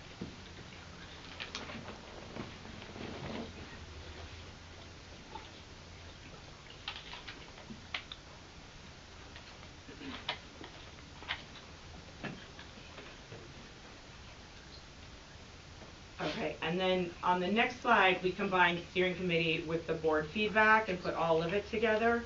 And this is how the answers kind of shaped out.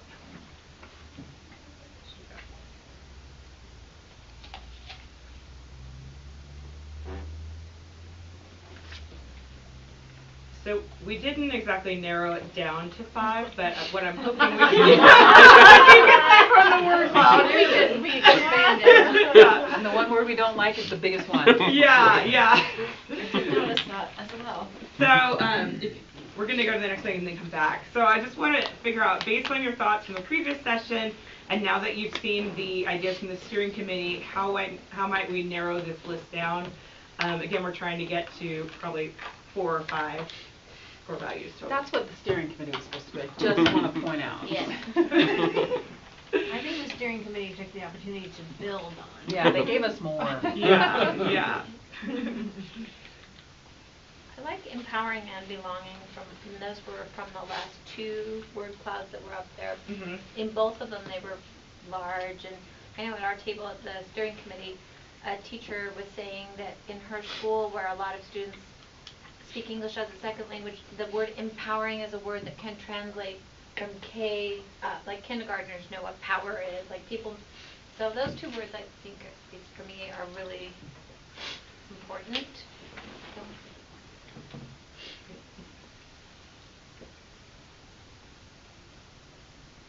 I mean, can we just go with our biggest ones? I'm not saying we just do that, but can we just kind of just zone in on just our biggest ones, right? But not excellent. Yeah, But not I excellent. find Well, this excellent. I mean, one thing I want to bring up is like the importance of the word growth. I think is one that I really would like to, have like glorified more at least. Because it's not saying that like we're bad or anything. It's just like there's always room for improvement, and that's one of the best things that can always happen for like organizations. It's just always be improving and always looking for ways to be better, even if we are, already doing great. There's always ways to be better and to excel in several areas. I will say, because there wasn't a set number of choices, you sometimes have 2 words or things that mean the same, because we have growth and continuous improvement. Yeah. And if people had voted on a set number of words, some of them might have come out differently. These were just people coming up with any words that came to mind, and so some of the groups might have shared out, and then someone else might have thought, oh, I didn't put it on my list, but I really like that. So that's what I wanted to point out. We have belonging, we have inclusive, we have diversity, and those 3 are all very big, but they all very much mean a lot of the same thing. And if I had a choice, I would choose belonging over the other ones. I love the idea of belonging, and I think it encompasses being inclusive and that diversity. So I feel like we could, if we were just to start like crossing out whatever, and if we're just focusing on those sky blue ones that are our biggest ones, we could take out inclusive and diversity and just stick with belonging as one of our 4. Are we going 3, 4? What did you say? 5? 5. 5. Okay. So I think we could just eliminate a couple of those pretty easily if everybody agrees that belonging encompasses those and is okay with belonging. I also prefer belonging out of those other related words. And out of all the blue ones, I think belonging, empowering, and growth are my favorites, especially, and that kind of gets rid of all the synonyms. Yeah. Joy is pretty big on the middle one, and it's bigger on the last one. I didn't take a picture of the first one. Look at my board diagram. I did think it was funny that you were taking pictures. Like I can only see one word at a time. Look, it's not good over here. Thank you. Lisa, I didn't have it up either, so I just did. Nobody's. I was like, oh my gosh. There, I didn't help you out, actually. She's like ducking for me. She scoots her chair back. It's a lot, man. Next time just say dummy. Open your document. Equity belongs to belonging, inclusive, diversity, and belonging. So we can take off equity as well. Yeah. So that leaves us with excellence, joy, innovative, empowering, growth, and students first as our sky blue ones, which are the most common ones. Well, and belonging, besides belonging. Well, we're rethinking growth instead of excellence. Okay, yeah. We use the word greatness instead of growth, or instead of excellence. Didn't make it, but I really like that one. Other people didn't like great. Just kidding, it's right It's there. there. It's purple. Well, we get final say, so if we want it, we. You do. That's why they just wanted to share their ideas. I mean, I don't want to be like weird about it, but we can just do greatness. I like greatness. I mean, when you get down into the nitty gritty of wordsmithing, at that point, it all means the same thing. People get it, you know? Right? Yeah, so greatness instead of. Excellence. Oh, okay. Is that what we're saying? Greatness Yeah. instead of excellence? Mhm. So, So we great. have belonging, greatness, Growth. joy, growth, empowering. And you also said students first. And students first makes 6. So Let's get rid of the students. Yeah. I'm kidding, student. I love you. I don't love it's the kinda students implied first. Can I make the First. point that I made in the, I want to just bring this up, that I made in the steering committee, and I know I missed our last discussion and only caught like 25% of it on the road, but there's a lot of stuff that comes out in what was discussed here that that talks very specifically about students, like when we get into some of the other things, and I absolutely think that is applicable and should be something, but I also want to make sure that everything we put into our strategic plan applies to employees and applies to parents that interact with the school district and anyone who has an interaction. And so sometimes I want to be careful about saying our mission is students, students, students, which it is, but it also encompasses making sure our employees have a good experience and making sure our parents do, whatever. So getting rid of students first, I'm okay with, because I want to make sure we're doing something that's applicable to everyone. Well, and these are values, right? Right. So I feel like We can have to put have students every first word of somewhere good else. thing We can put it as a first, right? priority. Yeah. Yeah, or- right. We're just prioritizing students. Or even in our mission and vision, we can make very clear Yeah, that students there's a are time in and a there. place for it, for sure. Mhm. I just don't know if it's here, right? Especially on the wordsmithing, we have empower. It's like we have these like big one word, and then students first just kind of breaks that pattern. Yeah. My question was on innovative, because I've heard it included as the part of the 5 or 6 or whatever, but I've also been heard left out, so. Kind of, it does feel a little like jargony to me. Mhm. Well, and the feedback from the steering committee was use growth instead of. Exactly. Mhm. Yeah. Or creativity. Or creativity. I like creativity. I like creativity too. Innovative. I like that too. Because innovative makes it sound like you should just adopt it because it's new, rather than because you're really thinking outside the box as to what's a different way to solve the problem that we're dealing with. Innovative, there's a lot of stuff that has a lot of bells and whistles that looks awesome, but isn't necessarily gonna solve our problem. And we can address innovation in other parts of it, right? So what does that bring us to? 6. And I think we need 5. So we can you state them for us? Mhm. We have belonging, empowering, growth, joy, greatness, creativity. Is there one we don't like as much? I would, if it were me, I would take greatness off.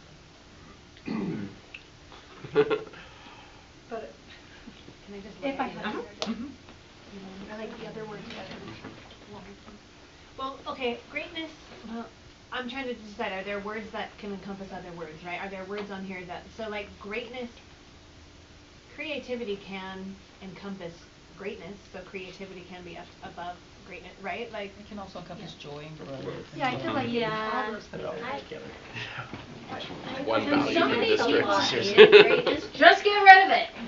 One Like, value, 6 words. I think that's a value we need to have, like. You don't need to do a like- thing, I just.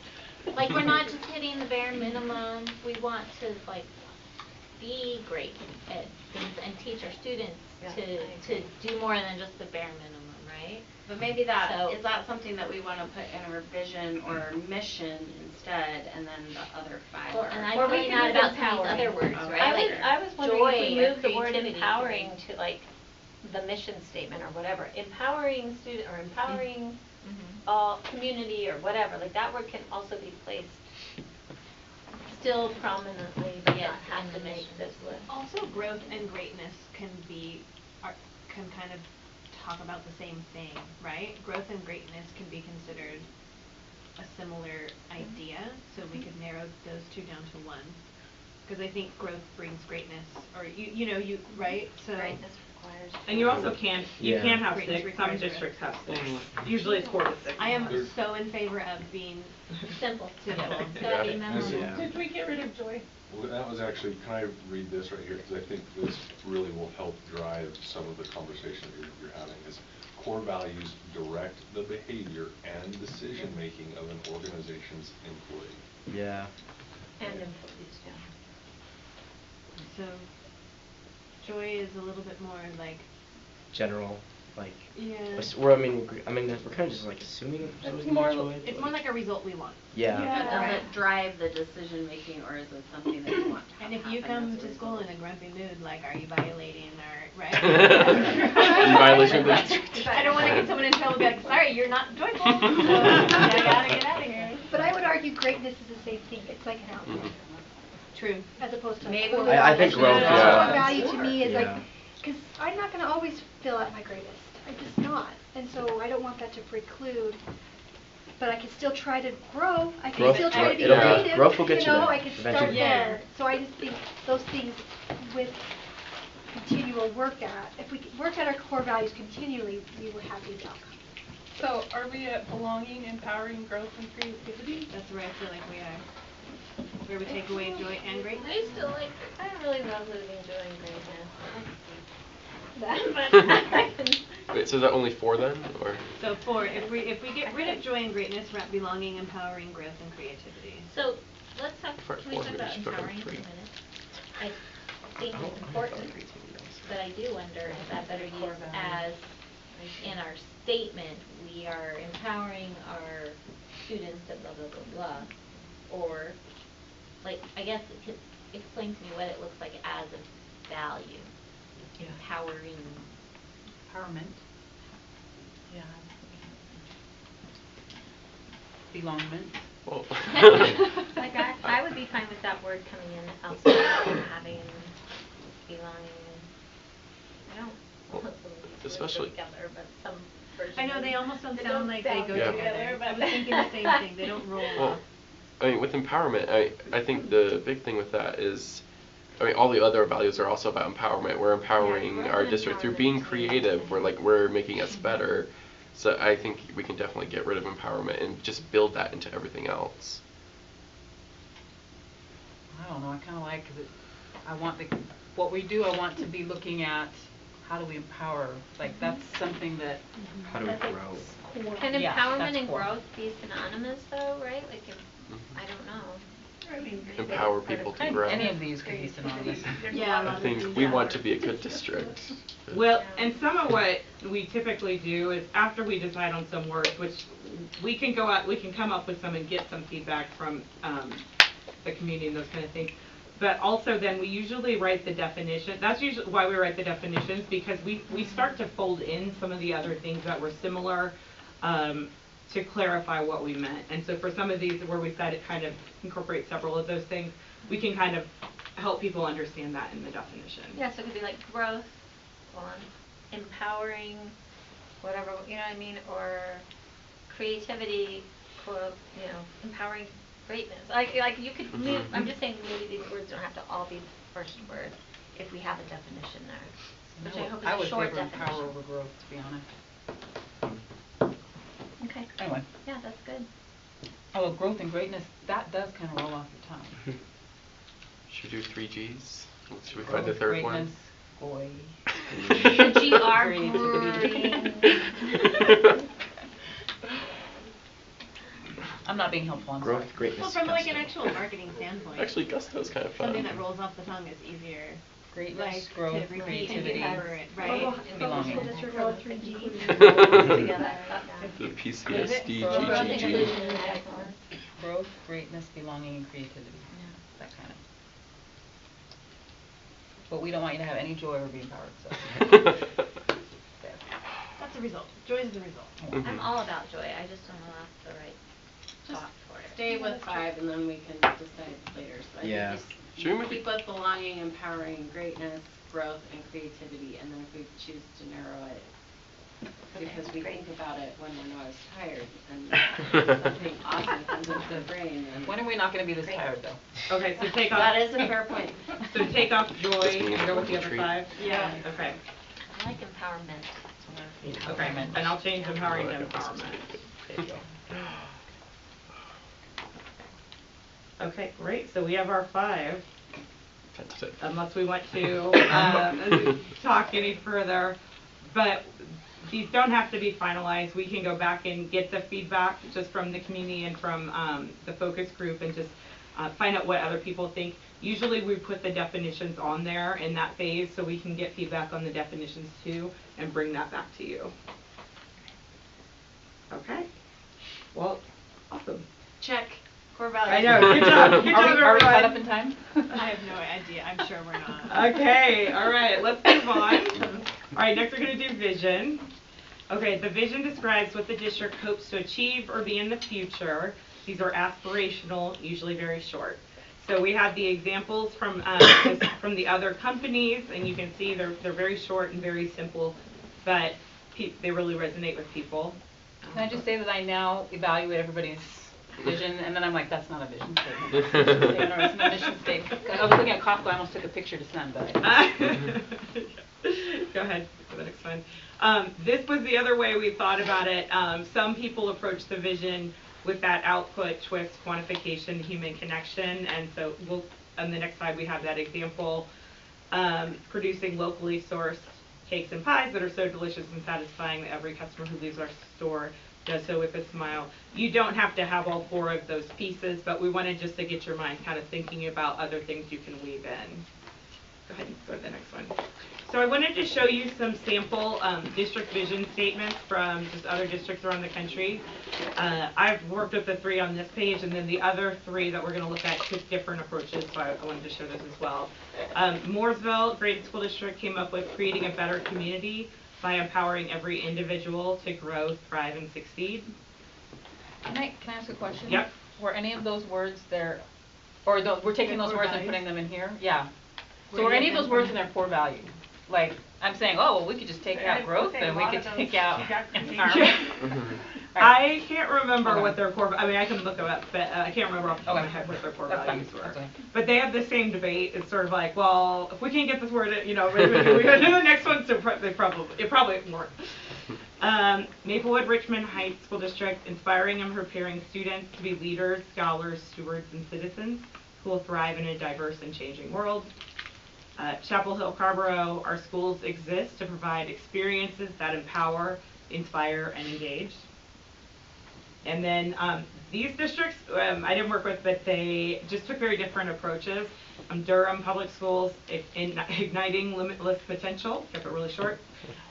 Austin, we are Austin's home for inclusive learning, high expectations for all children, high outcomes for every student. And then LA Unified will be a progressive global leader in education, providing a dynamic and inspiring learning experience where all students graduate ready for success. Okay, go to the next slide. So these were the summary of what we heard from you guys, that we want to somehow possibly include something about the community, about people feeling connected to the community or making the community a better place, and possibly incorporate something about creating a culture that fosters student success or helps prepare them for a successful life. Okay. We asked the steering committee what their feedback was. We have some samples from them on the next slides, but their comments were, we need to be inclusive of everyone, not just students. So they wanted to make sure it did apply to employees and families. Yeah. Yeah, oh, that's the next one too. Here's some of the words they like. They like prepared for the future, connected community, employee-centered, fiscal responsibility, city school district, welcoming, global perspective, civic engagement, sense of belonging, or growth mindset. Those were just some that they thought we might consider. Obviously, we're keeping this short, and they just said make it really brief and clear. Their one overall arching thing for this and the mission was simpler is better. Okay, go to the next slide. Okay, so these were the ones that came from our session together that I wrote down when you guys were brainstorming. creating an inclusive culture where students feel empowered and prepared to achieve greatness, creating a connected community where students are empowered to be college, career, and life ready, and PCSD will provide every child an opportunity to find their greatness in an inclusive environment so that every child is prepared for an ever-changing world. So those were the three that were kind of crafted from your feedback. And then on the next slide, we've got some of the group, the steering committee's ideas. So they said they thought maybe we could do through continuous improvement, each individual is prepared for the next step in life. They said they like Centennial's example, just think about nurturing and empowering every student to reach their potential, creating a community of care where students are college, career, or life ready, creating a culture of belonging that engages the community and empowers students to be adaptable, innovative, and resilient in order to thrive in life. And then creating an educational environment of safety and belonging that empowers students to succeed in an ever-changing world or to thrive now and in the future. So these were kind of all the examples. It's a lot of examples, but usually what we do at this point is ask people to think about, are there any that kind of resonated with you, and see if we can kind of narrow it down to some that we like. You can also come up with something totally different, but usually when we get something that we kind of like, then we probably would wordsmith it a little bit more to kind of make it feel exactly right. So we'll just open it up to any comments that you have at this point. Yes. So they're on two separate pages, and they both stood out to me. They're almost the exact same. So creating a connected community where students are empowered to be college, career, and life ready, or creating care. Or we could even say a caring community where students. So I liked how it's talking about that we're preparing them, but also building that community. That really stood out to me, and I still think it's pretty quick and simple. I also like the word community because it includes the community, right? And I mean, that can be also read in that way, but we're talking about our employees, involving our everyone, parents, right? our community as a whole, business partners, all sorts of The word can be interpreted so many different ways, and I like that. So with that same one, I know, like, with the steering committee we talked about, or just because, or not everyone's going to go to college, is there a way we can rearrange it to make sure it doesn't seem like you can have college and career, or you can have a life? That's weird. That's exactly what I was thinking. I'm going to have college, career, or life? College, career, or death. Like, I don't think that's really what it's like a game of life. Which one are you going to do? And. We don't and? Well, in but the interest of keeping things short and sweet, we get rid of college and career because if you're just life ready, that's going to include whatever happens in your life. College or career or whatever, welding school or, I don't know, whatever you go on to do, right? Or you could do creating a connected community or a caring community where students are empowered and prepared to achieve greatness. Yeah. I like in life. Great. Ooh, then we don't have to have it in the top Ready, five. life's ready. I'm like, nah. I'm like, Yeah, especially since we don't have a I want it to be inspiring. I like that. It sounds a little more inspiring than just life ready. Yeah. Say that, so life ready. I mean, life ready, I could live in a mixing van the down two. the river. The top one Not at is all. even if that's fair to achieve greatness, you're ready to do that with excellence. College, career, and life ready. Oh, you're on the prayer too. Okay. Yeah. Has anyone asked ChatGPT what they think? I could. I did at the steering committee. I was plugging Yeah. it. Like ChatGPT says. Actually, yeah, there was a Yeah. We had a little thing about it. So what did you say, Melanie, or what are you writing? I did. Did you get it? I think so, but there was one phrase that I missed. Creating a caring community where students are empowered and prepared to achieve greatness. Yes. That's it? Okay, I didn't know if the and prepared, I couldn't remember that part. Okay. I don't even know that we need in life. I mean, greatness. Greatness. Because we also discussed at the steering committee, like, this is a statement for what we want to be or achieve in the future, but it could also apply to the now. We talked about that, right? It can be greatness now, it can be greatness in your future, it can be greatness whenever, right? So I don't know if we want to put like a time frame on it. Do we want to put a time frame on it? No. It should be implied that this is like our yeah. We know. I mean, but of course I it's gonna think be. keep it simple. No one wants it to be until you turn 40, right? Like we don't have to state. We don't have to state a time frame. I think. I think that just it's implied. It's forever. You start to fall apart at 40. Don't even say, Oh, don't yeah, even say. I know. I'm past 40 and I'm falling apart. 38 and it started But my falling. self-esteem did me well. I'm great. And I graduated from Provo School District, so. We could send that to get feedback on Yeah, it. I like that. See. Okay, so ending with, am prepared to achieve greatness with no time after that. So one more Okay. time. Can we hear? Okay, creating a caring community where students are empowered and prepared to achieve greatness. I love that. Actually, I like it. It's not as good as cakes and pies one, but. What if someone's just average though? Wait, does Or it do say we feel bad? students? Do we feel bad about that? Does it say students? Like, I not think just greatness. students, But yeah. it- I I actually looked think up all that the is greatness. greatness. Yeah. Oh, you are? Okay, In a then caring let's community. But I talk about think it. I'm in the minority. But students are. That's okay, still say it. Okay. So do we want it to, this was kind of a weird thing I got stuck on, you guys. Do we want it to specifically state students? I know that that's what we do. That's what the business we are in, but we also have, But that's we also- where we have the word community in there with it, okay. in my opinion.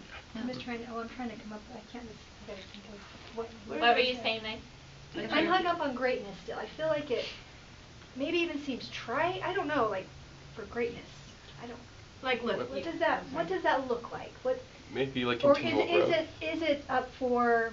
Well, we would get to define it, right? Yeah, it can be defined by anybody, right? Greatness for me means this. Greatness for Yep. you means that. But if it is one of our top 5 though, we will Okay. define it, is what I'm Okay. saying. But maybe we should use the growth instead, or so ready for continuous growth, rather than the greatness. But, I mean, it's nice and succinct, which is nice. mhm. I think we can move forward with it. I don't have anything to replace it with, so I'll keep. But Like, I can can I make one. try? Please. I love Durham. Igniting limitless Yes. potential. I do too. 3 Mhm. words. I do too. It's I like more of a that. catchphrase. And I'm not saying we want to try to limit this down to 3 words, but I'm saying we take out students. Because then it applies. You just want to get rid of all this. No, I know, I just. Read it again then without students. I don't know how you What take would out it say? students. You'd have to sub something else in.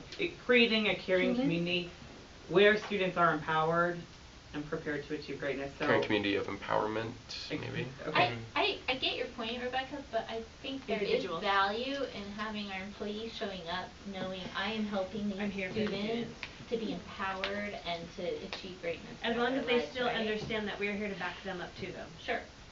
How do they understand that through this? The rest of the vision? Connecting to community. Yeah. And we're building that community as a district, which includes supporting them in helping the But Building that a caring the community three-word that one's not gonna fosters. help our teachers know that That, either. that's what you say. Building creating a caring community that fosters empowerment. That fosters, I don't know, empowerment to achieve greatness or something like that. Can you take both of those to the steering I don't know committee if and that see if mine they makes can- sense. Did that make sense? It did? Empowering everyone to achieve Well, like greatness. mutual, you could add the word mutual to mutual. Achieve greatness. I feel Wait, like we're a school district. I like think we mutual. need students in there. But if this, well, What if I I just think did like 3 phrases, like you did, empowering students, creating an inclusive community, and it's not really necessarily a, Okay. and then did it in 3s, so it's simple, but it's like, this is the student part, this is the community part. I don't know what the third one would be. Well, don't we also have a mission that follows our vision? Like, Mhm. It's the how, you know, like what's unique about what we're doing and how we're doing it right. to get to that vision. It's empowering Like we're students, like so thinking, cliche. So like when you say igniting limitless potential, then you have a mission that says how you're gonna do Mhm. that. Yeah, right. I like Wendy's idea. I like that having. Reach out. Empowering Just students. short. Three big stakeholders. Mhm. What if we had 2? Empowering students, creating community. Trios maybe a bit. It is true, Shakespeare I said know, it I'm has just to being go covered in three. Mhm. But, I mean, is there, like respecting staff or something? I don't know, that sounds really plain. The but- community encompasses everything, encompasses Mhm. Yeah. everything that's not a student, right? Do something What is it? Creativity and joy. Empowering students. I was just creating looking at that, community. creativity and joy. Can we do our third one around creativity and joy? That's what I was trying to do. That's what I was thinking. Creating community, joy. Creating a joyful community of care. Finding joy in the journey. Joyful. Pretty sure that was EFY from like 1999. I went to it. 7.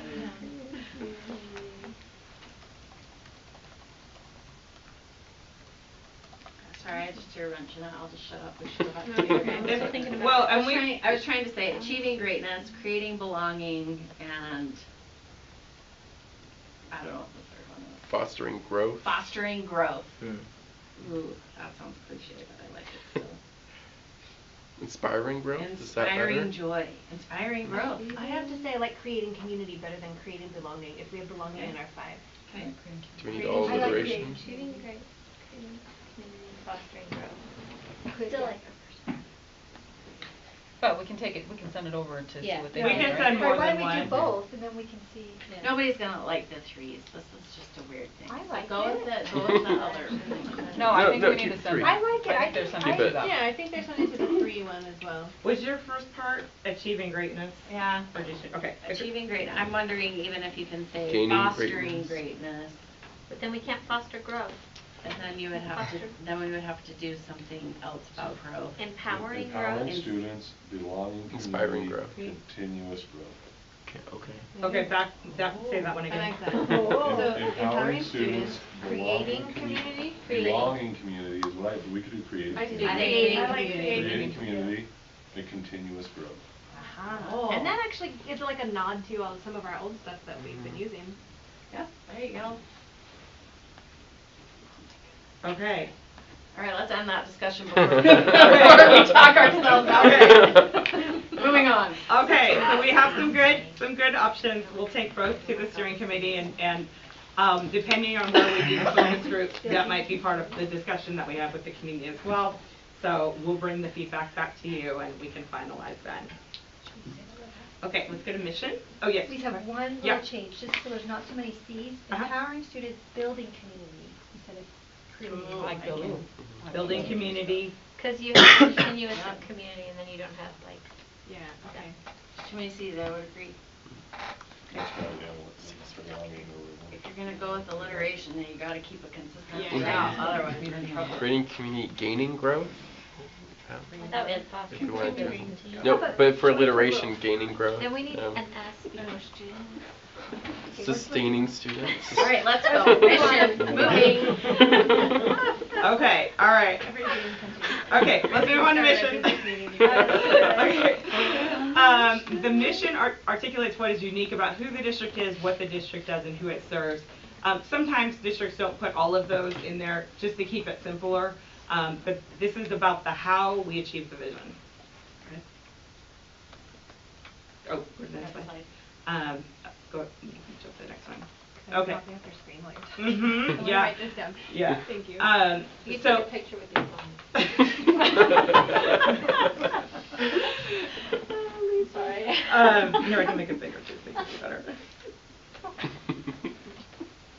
Okay, the Waukee one was one that resonated with you all last time, so I do want to just refresh your brains here. Waukee Community Schools is a rapidly growing and increasingly diverse school district. We believe every individual's unique background and culture enhance our schools. By focusing on the joy of learning and growth for everyone, we create a dynamic work environment for our staff while engaging our students, families, and community through innovative educational experience. I think get all the words. All the words are in there.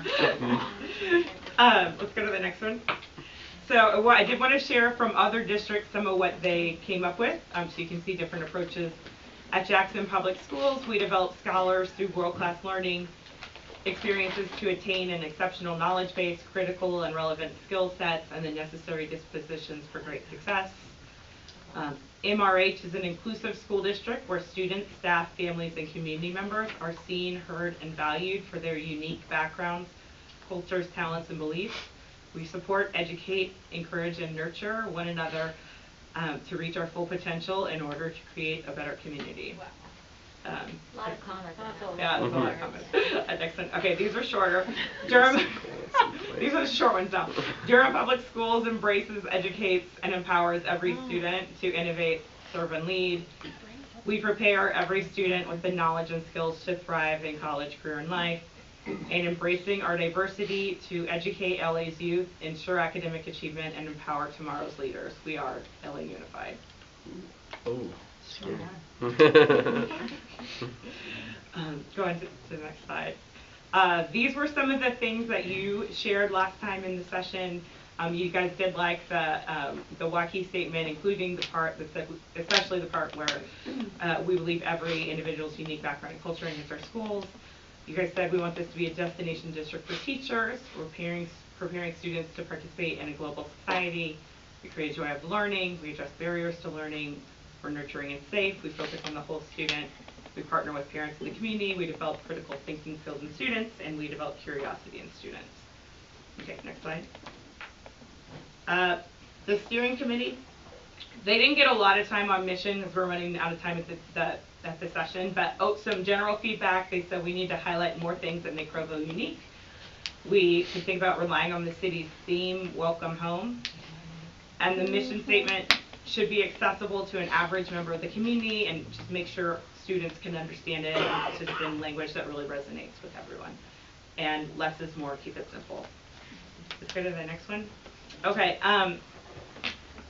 we used the board feedback to come up with 3 examples, and this is the one that the several groups really liked, but possibly just changing out a couple words. PCSD is a welcoming and responsive community that serves students, families, and employees from diverse backgrounds. We provide safe and innovative spaces for learning and working in order to prepare every student for participation in a global society. So now down below that, we've got just some of the comments about, we like this, but could we change the word safe? Don't use the word is. Move the values or strives to be. Take out the for participation in global society and think about to be engaged citizens throughout their lives. Change safe and innovative to safe and empowering. And then maybe just think about more alignment with the core values once they are determined. So this one resonated a lot with some changes. Go to the next slide. This is one that got written by one of the groups. PCSD is a small city school district that is connected and collaborative. We strive to provide safe spaces and supports to individuals. We empower the whole child and the whole educator. They also said we might include something about being multilingual, multicultural, and we are home-based, but I think that we're trying to keep it simple and just kept that part at the top. Go to the next one.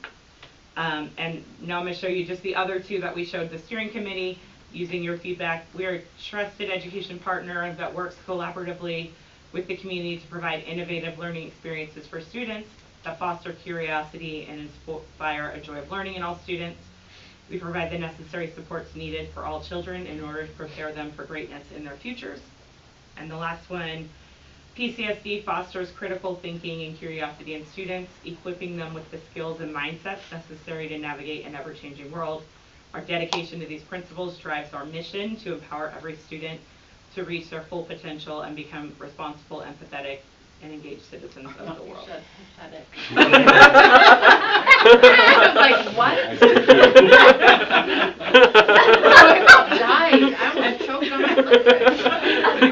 What am I here for? Okay. Throw pathetic in there. What group was it that said like mediocrity at the? Yeah. Yeah. So we had several examples. Yeah, let's just open it up and see if we can. Is there any that you liked? Maybe would change up. You want to do something different? I actually like that this is where we put in the part about educating kids. Like, I like that we're a trusted education partner. Because before, if we're trying to make it succinct and we take out students or leave it in, whatever, this is where we could get into that, right? And that, I don't know, this is the how. The how is by educating students, right? And so, I really like the first and the last one. And maybe find a way to kind of mix some of the wording between them. But I think it really, I like who we are and what we want to be. Welcoming, responsive, serving the diverse background. And then on the last one too, as like that part about fostering critical thinking and curiosity. And talking about that and equipping them with the skills kind of point you to then support you as a graduate that we're going to develop.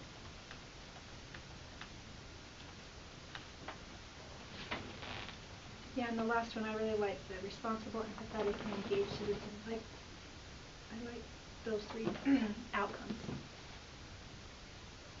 Except for this is supposed to be our how, though, right? Not That's true. necessarily our outcome, right? Yeah. So that I jump back guess into I think our I like vision. those because in my mind Yeah. I like these words better than just general greatness. I think that's this is articulating Defining. kind of what is not jiving for me. Because I don't.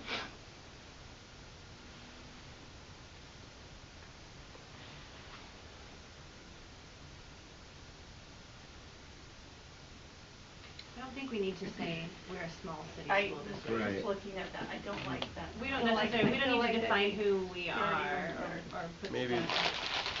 Maybe like PSD is the home of a multicultural, multilingual community that might work better using that same feedback. When I'm looking at that first one, PCSD. But we don't want to define in this who we are. We want to define how, right? We're achieving. How we achieve supposed the. to say- Well, you can, and so some districts do incorporate what makes them unique, and then, Sure, okay, that's right. yeah, and then what we do, and like who we're serving. So in that one that says PCSD is a welcoming and responsive community that serves whatever, the second sentence for me, we provide safe and innovative spaces for learning. I feel like we could change out some words and say we provide spaces that foster creativity and belonging, because then you've got creativity and belonging Or instead joy of of safe learning and in there. innovative. Yeah, the joy of learning. I do want to say on that, I don't disagree with what you're saying, but we want to be careful about political buzzwords, and safe space is one of those that is going to tick people. Well, that's why I'm taking it out. That's why I just said take it out. But you still said spaces. Oh, spaces of belonging like where we and provide creativity. spaces, right? I see. Like Okay. that's still may Take it out. Got it. may trigger people, Okay, right? yeah. That's all. No, that's all I'm good. saying. That's thoughtful, yeah. So here's one that I try to wordsmith around everything that has been said and the feedback and all that. And this obviously can be blown up anyway, but PCSD is a place where everyone has a place to nurture their potential while feeling part of a community that promotes their curiosity and creativity to understand the world around them through critical thinking and reasoning while belonging. Your mouth, it's on you. I'm gonna have to go back and watch. Trying to the hurry tape. to write it down as we're Yeah, going. yeah. There definitely need to be some Yeah. more smithing on it.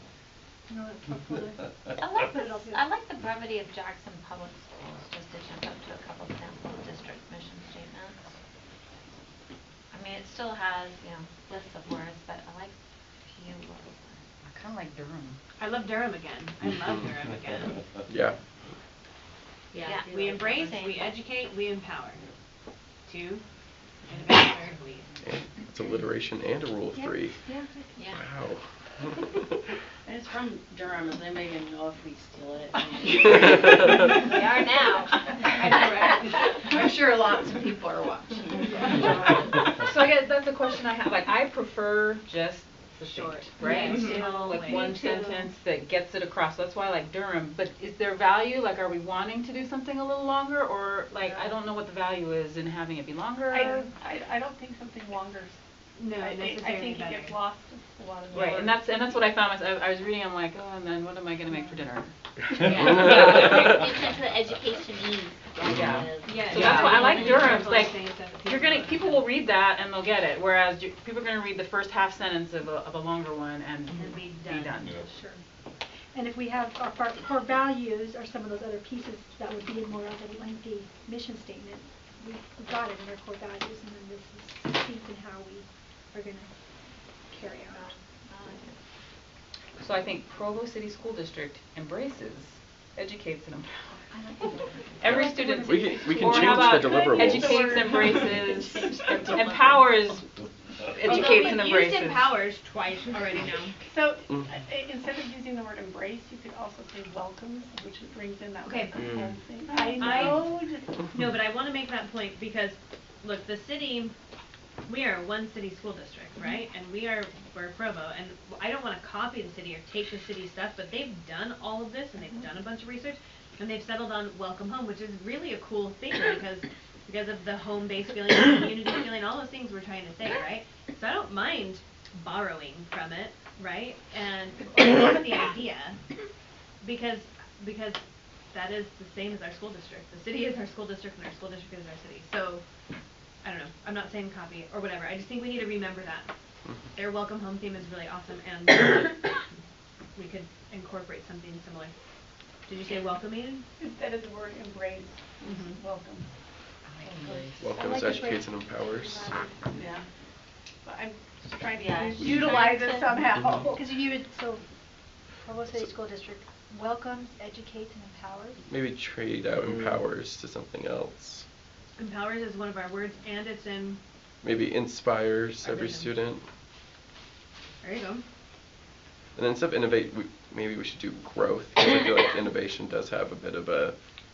We also Nah, talked about yeah. creativity. Would Yeah. Or be yeah, a creativity. synonym. Or curiosity, Yeah. empowers our students to be curious, creative, serve and lead. We need to Create, Welcome, serve, and educate, lead. inspires. To. What do we want them to do? Why are we messing with the good thing? Let's just go with the rest. Become responsible, empathetic, and engaged to the home network. I like the serve and lead or like engage citizens, something about like beyond just education, like there's like real skills. Being a lifelong learner. Yeah. Well, that's what, yeah, we want every person that walks through our school district or comes in contact with our school district to be better prepared or be better than they were when they first came, right? That's what we want, right? I mean, that's what I feel like I want, to somehow be better. So improve? A better person than they were when they came. Whether that's through education or through the job they have or through an interaction with the superintendent when they have a complaint or whatever it is, we want them to leave being a better person than when they came. Should we just say that to be better? To just say that. Yeah. I like this. Yeah. Provo City School District strives to help each person be a better version of themselves. How about be all that you can be? That's off the top of my head. I just came up with that. Provo City School District, leaving better than your. Leaving better than you started. Than you came. Welcome home. Welcome home at the end. That's right, you just add the welcome, when you do it, welcome home. Sorry, We I'm welcome, sorry. educate, and inspire every student. So, yeah, so there, and then do we want to say students again? See, I'm getting hung up on it, you guys. I don't know why. I think in the mission we can include students. I think so. Yeah. We are public ed, yeah.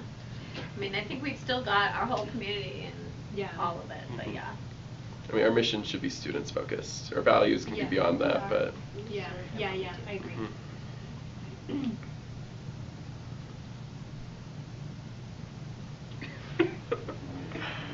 Okay, wait, so read that off again. Okay. She's like, which I'm one? not sure. Good luck, now All right, you're on the spot. I have kind of three. PCSD welcomes, education, and inspires every student to grow, serve, and lead. PCSD welcomes, educates, and inspires every student to. And then it's a phrase at the end of one of those other ones. Can you go, not the sample, go Become forward. responsible, empathetic, and engaged citizens. Yeah, become, yeah, what, say that again. Become responsible, empathetic, and engaged citizens of the world. Of the world. Also, we should consider how it translates again, because I don't know if empathetic. Actually, that could be like what, empathic, or. Oh, and then the last one I wrote, I don't know if you want to work with it, but PCSD strives to make each person a better version of themselves. Be all that you can be. Welcome home. Figure it out. Welcome. I mean, if we're looking at the mission, Wait. the mission describes what's unique about who we are. I do see value in talking about the diverse community and how we are welcoming and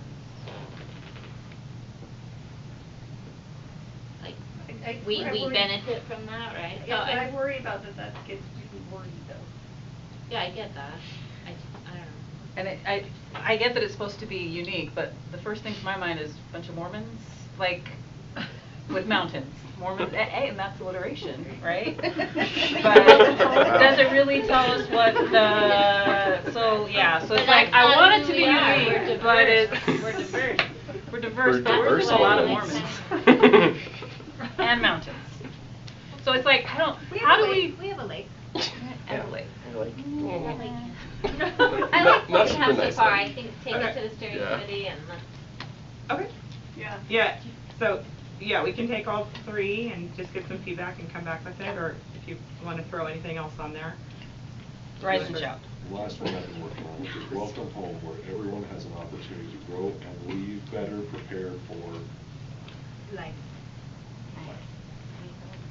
Okay, where everyone has an opportunity to leave better. Where everyone has an opportunity to grow and leave better prepared for life. Then Next it chapter. sound like we're like shooting people. Row, no, get out. Row, then leave. But that's not bad. The intent is that they do not stay with the As district. as mom, I Sorry, kids. You never know. We don't want lifeguards. Employees to leave. Okay, let's do portrait of a graduate. Okay, do you want to move on? Yes. We can take those back, get some feedback from the steering committee. Okay, all right, let's move on to portrait of a graduate, it's our last piece. This is what a portrait of a graduate is, and this is kind of what we typically do with the other districts. I'm going to show you the Utah one. But this is a page in the steering committee a page in the strategic plan. It's a way to articulate what we hope and dream for our students, the skills necessary that we want to prepare them with to help them be successful in the future. And so typically districts choose no more than 6 words or phrases, so they try to narrow it down to the ones that are most important. Here's an example from Gainesville, Texas. They said they want their graduates to graduate being confident leaders, empathetic collaborators, global communicators, creative problem solvers, and critical thinkers. Here are just a couple other examples. The one on the left, that district chose innovative, resilient, dedicated, and empowered. The one in the middle, it's really small, but I think it says they've got,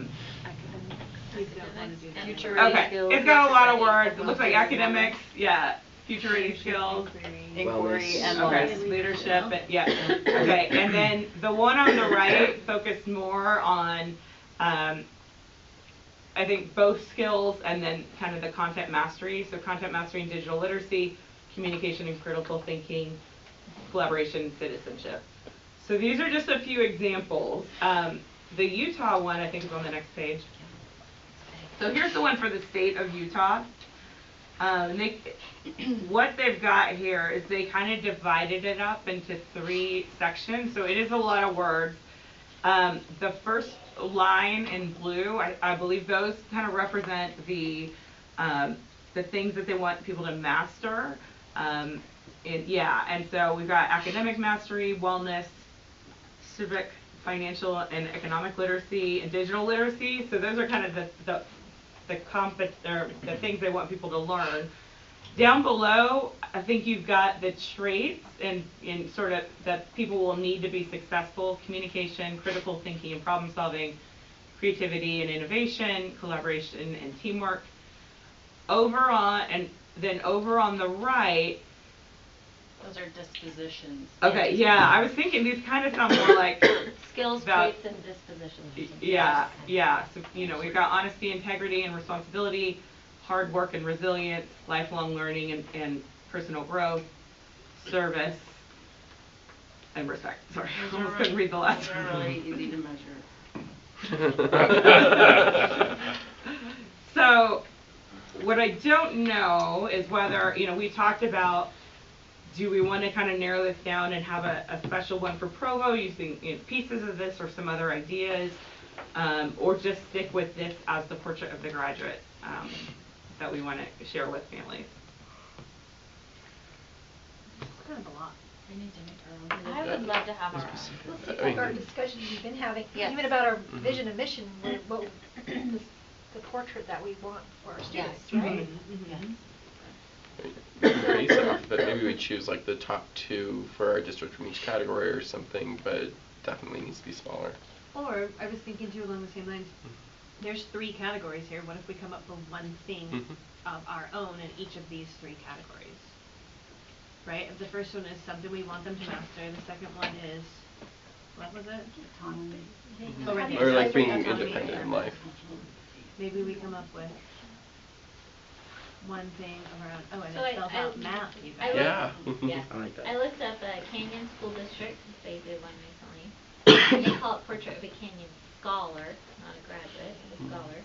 So they have resilient learner, collaborator, impactful citizen, critical thinker, innovator.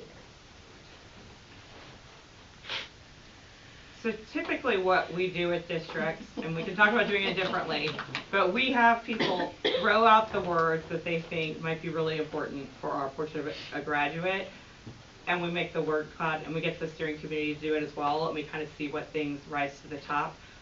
We can do it with the community as well, and get all the feedback and see what people say.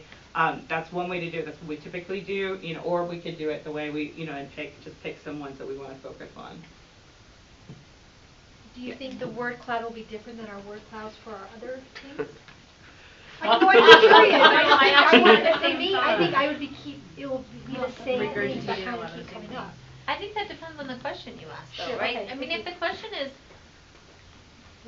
What when you think of a person exiting our school system ready for what comes Yeah. next after 12th grade or whatever, what enables them to succeed? What I guess they'll ask, what skills do they need to have, or what Yeah. attributes do you hope they have, or do you know what I mean? Or whatever those words are.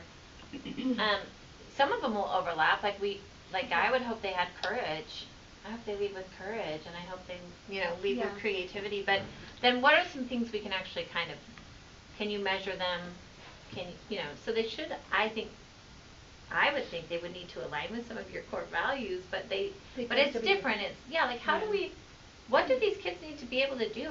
It's different than when I left school in terms Yeah. of my kids need maybe less content memorization, but more the ability to recognize the source of the contents they encounter, be able to think critically about that, challenge an idea, communicate, That's a good point. set about, I They just need to think there's a be different resilient. set of things they need to be able to do, and I think it'd be nice to maybe come up with a picture of that a little. Yeah, do you want to go to the next slide?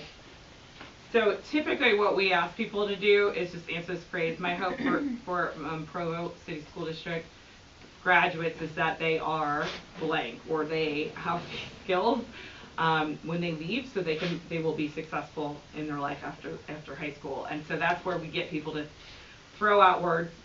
They need to be able to communicate, they need to collaborate with others, those kind of things. Let's do it. I Yeah. said let's do it. I wrote something for that. So can I just add something? I get a little concerned sometimes, because if you're really the portrait of a graduate should really be something by which we can measure our success as a school district. And sometimes when you focus more on dispositions, Yeah. those get very difficult to measure. Like, yes, I want people to be honest. How am I actually going to measure that? Like, what, they have no discipline referrals for theft? Or what does that mean? That gets really,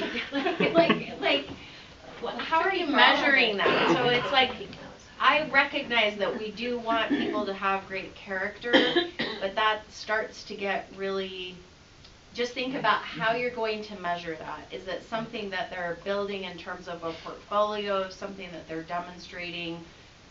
I don't know, but that gets really hard. And then it's like, well, let's create 6 lessons on honesty, and then because it's really important to have honest graduates. And it's like, because I sat through a lesson doesn't mean I'm going to be honest.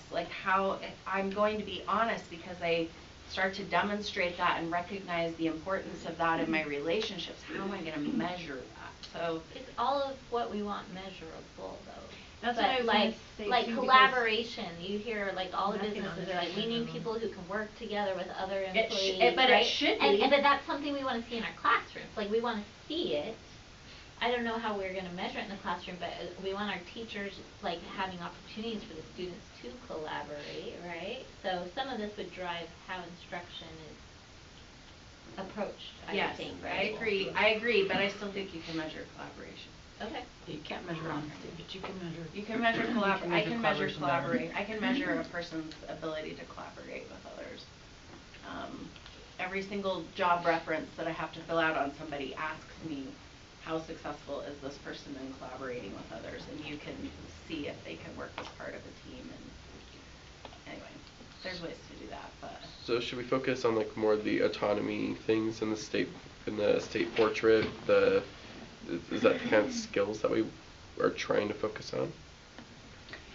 I think, so here's an example of a disposition that I think you could actually measure. Like if you're looking at, I want someone to be resilient, it means that the first time that the kid gets a 50% on a test, they don't check out of the class because they're so terrified of it. They actually go back in and they try again and they try to figure it out and they go through and they follow through that process. So by them hitting a challenge and following up with that to the end and being, you know, I don't know, having the wherewithal to go through that, I think you can measure that. Like you can see if a student can do that. Honesty just gets weird. That's just hard.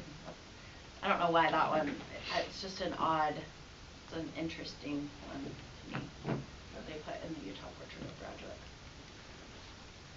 So I'm not saying that dispositions like collaboration stuff can't be measured, but we do need to think about how would we demonstrate our success in that as a district. Should we throw out all the words we like and then see which ones are Let's do measurable? it. Yep, I think so. Okay, I say resilient. Love it. Collaborating. Communication.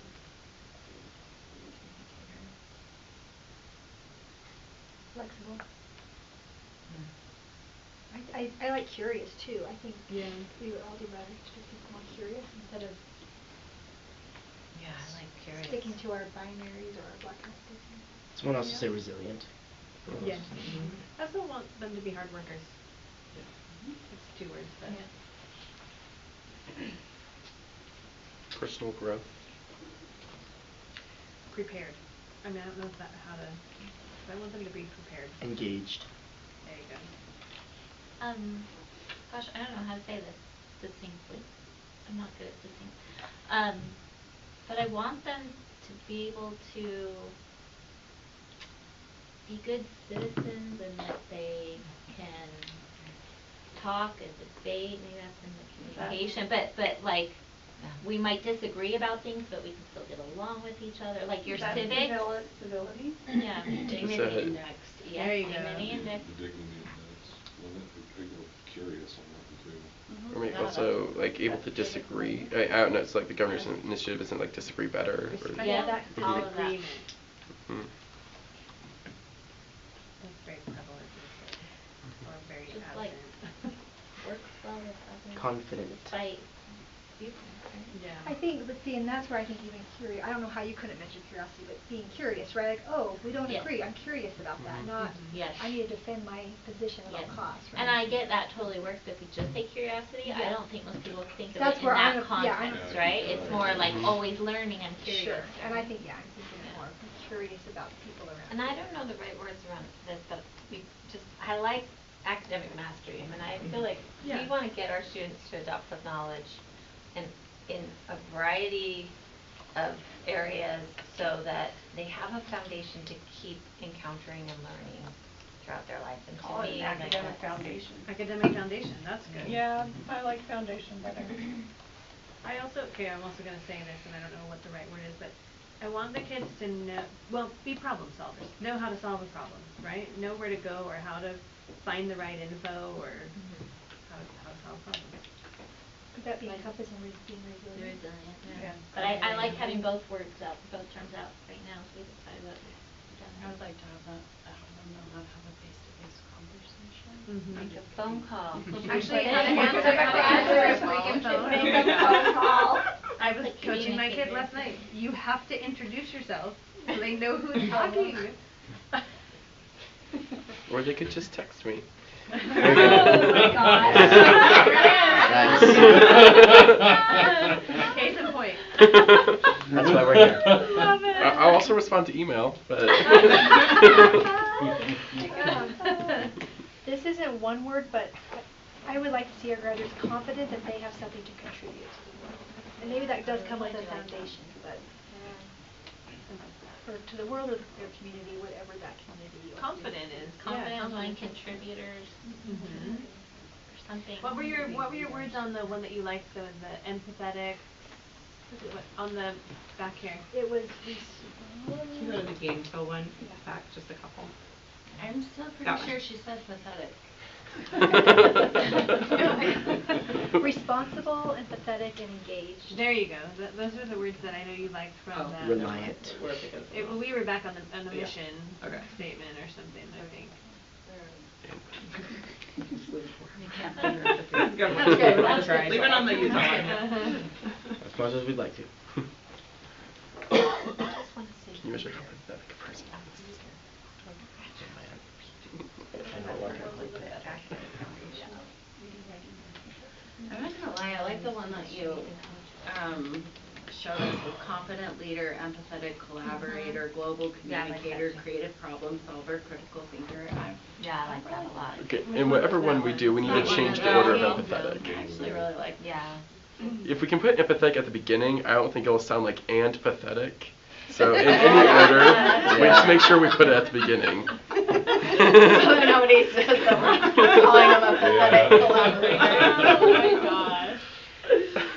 This is gonna turn out so great. You're gonna use this in all the presentations afterwards, right? And all the people you work It with. could also be a caring collaborator. Oh yeah, that would be good too.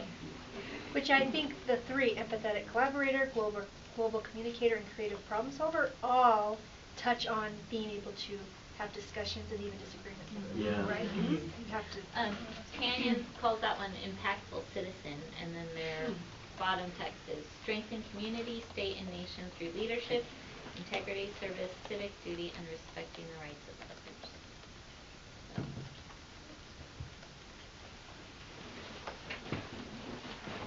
What do you think of the word dedicated? A student that's dedicated. I like it. I like it. I kind of like that. That's Yeah. on this one. And people are not dedicated to very many things anymore, man. It feels like people stick around for 5 minutes before they're out the door. Like everyone's attention spans are so short. I think we need like people who are also reliant. Right, Yeah, but- reliable and Mhm. dedicated, right? Yeah. I like their bullet points under dedicated on that example. I like reliable better than dedicated. I think that Yeah. there are points though when loyalty is something you might need to say. Yeah, no, I do I don't do I don't agree. think we should teach dedication at all costs when it's sometimes you need Yeah. to say. No, I But agree. maybe I'm overthinking. No, I agree No, with you. that's true. I do agree with you. Maybe we should bring in So some like mental I really health like your aspects. word responsible, because a responsible individual. Yes. Can make different decisions. Yes. For different reasons. What were you saying, Will? With maybe we should bring in some mental health aspects of maybe like balance, or like you're able to balance time, manage time. Maybe Yeah. balance. Mhm. Well-rounded. Well-rounded Mhm. But resilient also does bring in a mental health aspect, right? A resilient person, it demonstrates that you're gonna have struggles, like everything is Mhm. not gonna be awesome, but you are able to come back from it and Yeah. work through it and not give up, you know? I just want to make sure, like, if we do say dedicated, that, like, make sure that Right. means you're not, like, selling your soul to Yes, something. yes. Like, you Yeah, can, I Well, you can yeah. still That's enjoy why I other like the word things. responsible. Yeah. Yeah. And, yeah. and Collaborative. resilient. So I think we've given you about 20 words now, All so. All right. Yeah. Let's just give it to the steering committee. What I can do, yeah, and what I'll probably do is take the words that you all like, that things that resonated, and share it with the steering committee, and then have them kind of Multiply it by 2 or 3. Exactly, and then when we add them all together, we'll see what rises to the top of the word cloud. But they also might have some specific feedback about certain ones that they just don't like, which could be helpful to know, so. Mhm. I was just gonna say, but something I keep thinking about when people leave here is that they feel like there are, I mean, I think we've said these words, but that you're able to contribute. Like, whatever you're Yeah. doing, it's not just your next part, it's what do you build next, right? Like, I was inspired, I forget which speaker at the Independence the graduation in fall, was talking about, you know, what you do next and how you keep growing in your next space, but not just for yourself, but like building in your next space. Like, so I do hope our graduates, just as a side, feel a sense of need to contribute something through whatever way they value doing that they're looking always at ways to build or give back around them. Could I also add motivated? Like, I think I want a kid who's motivated to, I know, that's hard to measure too, but somebody who's like motivated to go out and do something awesome. Or just be awesome at whatever they do, right? Greatness. That's exactly what I was thinking. Now we're back. Full circle.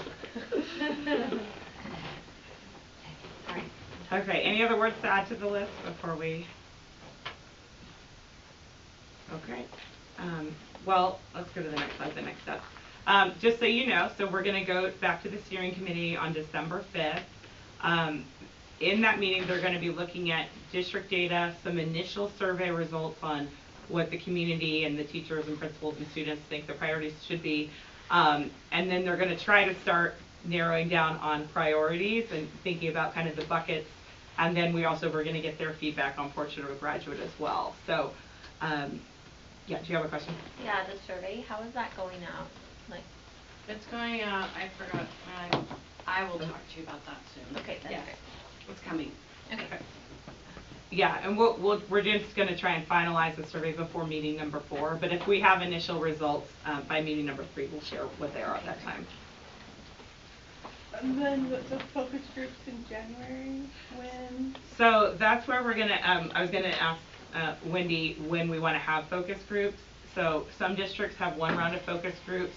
Others have 2. If you have 2, then I recommend doing, getting feedback on the core values, vision, mission, that stuff, and maybe priorities. If priorities are finished at the time, whatever we've got at that time, probably portrait of a graduate.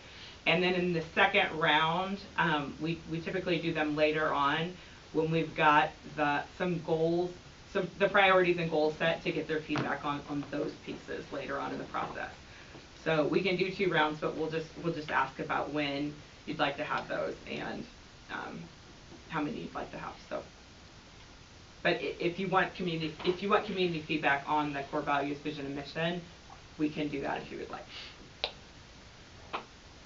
What, for the communities who have done that, because off the top of my head, like, of course we want feedback, but what value have other districts gained from doing that? Because, I mean, they can't sit here with us and wordsmith, so what benefit do we get from their feedback? Typically, we will, like I would say with the steering committee, they will help us wordsmith, like if we're bringing 2 or 3, help us figure out the ones they like or change out a couple words.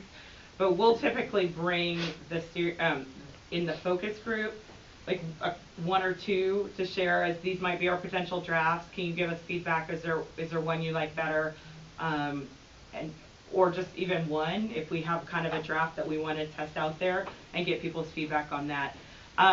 We come back and then share all the feedback with the board, so you can find out if people, liked it, if there's a word that bothers people, those kind of things, and then you decide if you're going to make any adjustments based on what we hear. I guess I was thinking survey when I asked the question. Yeah, focus group, they can tell you directly. Yeah, so I say that's a good idea. Yeah, then we could do those in January. So, are we submitting names for this? How do We we select? don't we usually just invite whomever wants to come can come? So I don't usually see that we, I don't usually see that we submit names. We just say, here's where we're doing this and when, and if we want to do it in a couple locations or something like that. That's accessible. Mm-hmm. Can we have one that would be in Espanol? So do one in English and one in Spanish. Okay. All right, well, that's all I have. Thank you all. I think we might have gotten a little bit back on track You're in ahead. time. You're ahead. Good job, everyone. No, thank you. I can't even believe that happened with everything. I know, With how many different versions of everything. I know, but I'm glad, yeah, we got closer. We did. Okay. Okay, thank you so much. Thank you. so much. All right, so just real quick before we adjourn the study session on the consent calendar, are there any questions on that? I did. Okay, go ahead, Terry. You ready? Mm-hmm. The Utah Tile and Roofing, did they actually finish the roof at Franklin? They did the walkthrough just last week, or, yeah, it was last week, and to sign everything off.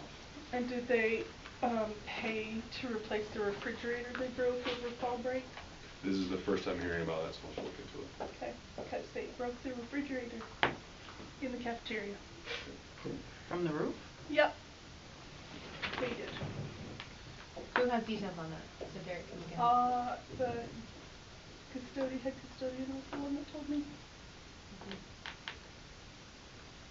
And then, Let me see. I was looking at it and, are you sure Alexia Learning Systems provides asphalt? Asphalt repair. I guess it was a comment that got left in there. Yeah, I was like, I don't think that's right from past That's definitely meetings. not right. Yeah, but I bet Alexa could get it for him somehow. Yeah, there you go. That's what I thought you were saying at I first. did I was too. like, Alexa can do anything. That's all my questions. That's pretty funny, actually. All right, awesome. Okay, let's go over the calendar really quick. Let's see. PTA presidents and principals on November 21st. Thanksgiving break coming up, 23rd through 24th. That doesn't sound right. And it's longer. Yeah. The 22nd through 24th. Where's the calendar? I don't have my 22nd, calendar. yeah. Yeah, 22nd through 24th. Okay, 22nd through 24th. Okay. 14th? And then let's see. We've got our next. Okay. I think the reason it might be that way is because 242-day employees go to work on the 22nd. Okay. So it technically is only the 22nd through the 24th for like teachers, but for everybody else it's just the Teachers 23rd and students. 24th. Teachers and students, literally, Yeah. I'm not. Yes. Okay. So there's no school on the 22nd? That is Mhm. correct. Awesome. Okay. Wait, our next study session, don't forget we added another one for the end of November, so we'll see everyone back here on the 28th. And then student rep board meeting on December 6th, PTA executive committee on the 12th, our study session on December 12th, and then Christmas break. I can't believe that's already on our calendar. That's crazy. Winter break. Any questions on the calendar? Or did we forget anything? On Did the you- bottom What'd there's you the say? council chambers, but I guess you know, typo. On which one? At the bottom. Winter break. So leave it off the, sorry. I took it thought off we- the- yeah, Winter just break wanna make is sure in the everybody has council to have chamber. their winter break in the council chamber. From 12 to 1:30. Gina, do you know the student rep That's your entire meeting, business which week? board An members hour and a are half. starting Okay, that perfect. December? Is there a motion to adjourn our study session? I can't remember if it's. I move that we adjourn the study session. Okay, we're adjourned. Everybody will start our business meeting at 7:30 in the PDC, which is in 15, 16, 18 minutes. Wow. Nice. 18 double minutes. Yes. Take that. I believe it's gone back to meetings. I think it's, It might be me. so I think you usually attend for Lisa, so that's why I said in the last email, if Yeah. you want to attend, that's. If I can, I'm gonna see if I Oh, can yeah. get a sub back. I was thinking I thought we were meeting at Provo. And went over. Because it says district office on here. Oh, so. there is a, Derek or yeah, right there, or Bonnie. Yeah. But yeah, I think it's in Provo. And then you guys let me know. I'll be there. Okay. She's gonna go, yeah. So, I think the last email I sent you guys had to send it to, but make sure that you get the Agenda out agenda earlier. out either Friday or Monday. Yeah. And then make sure So you. we would have gotten it out earlier, just our meeting was pushed up a little bit. Yeah, because the week out, that's crunch thing. I think once we have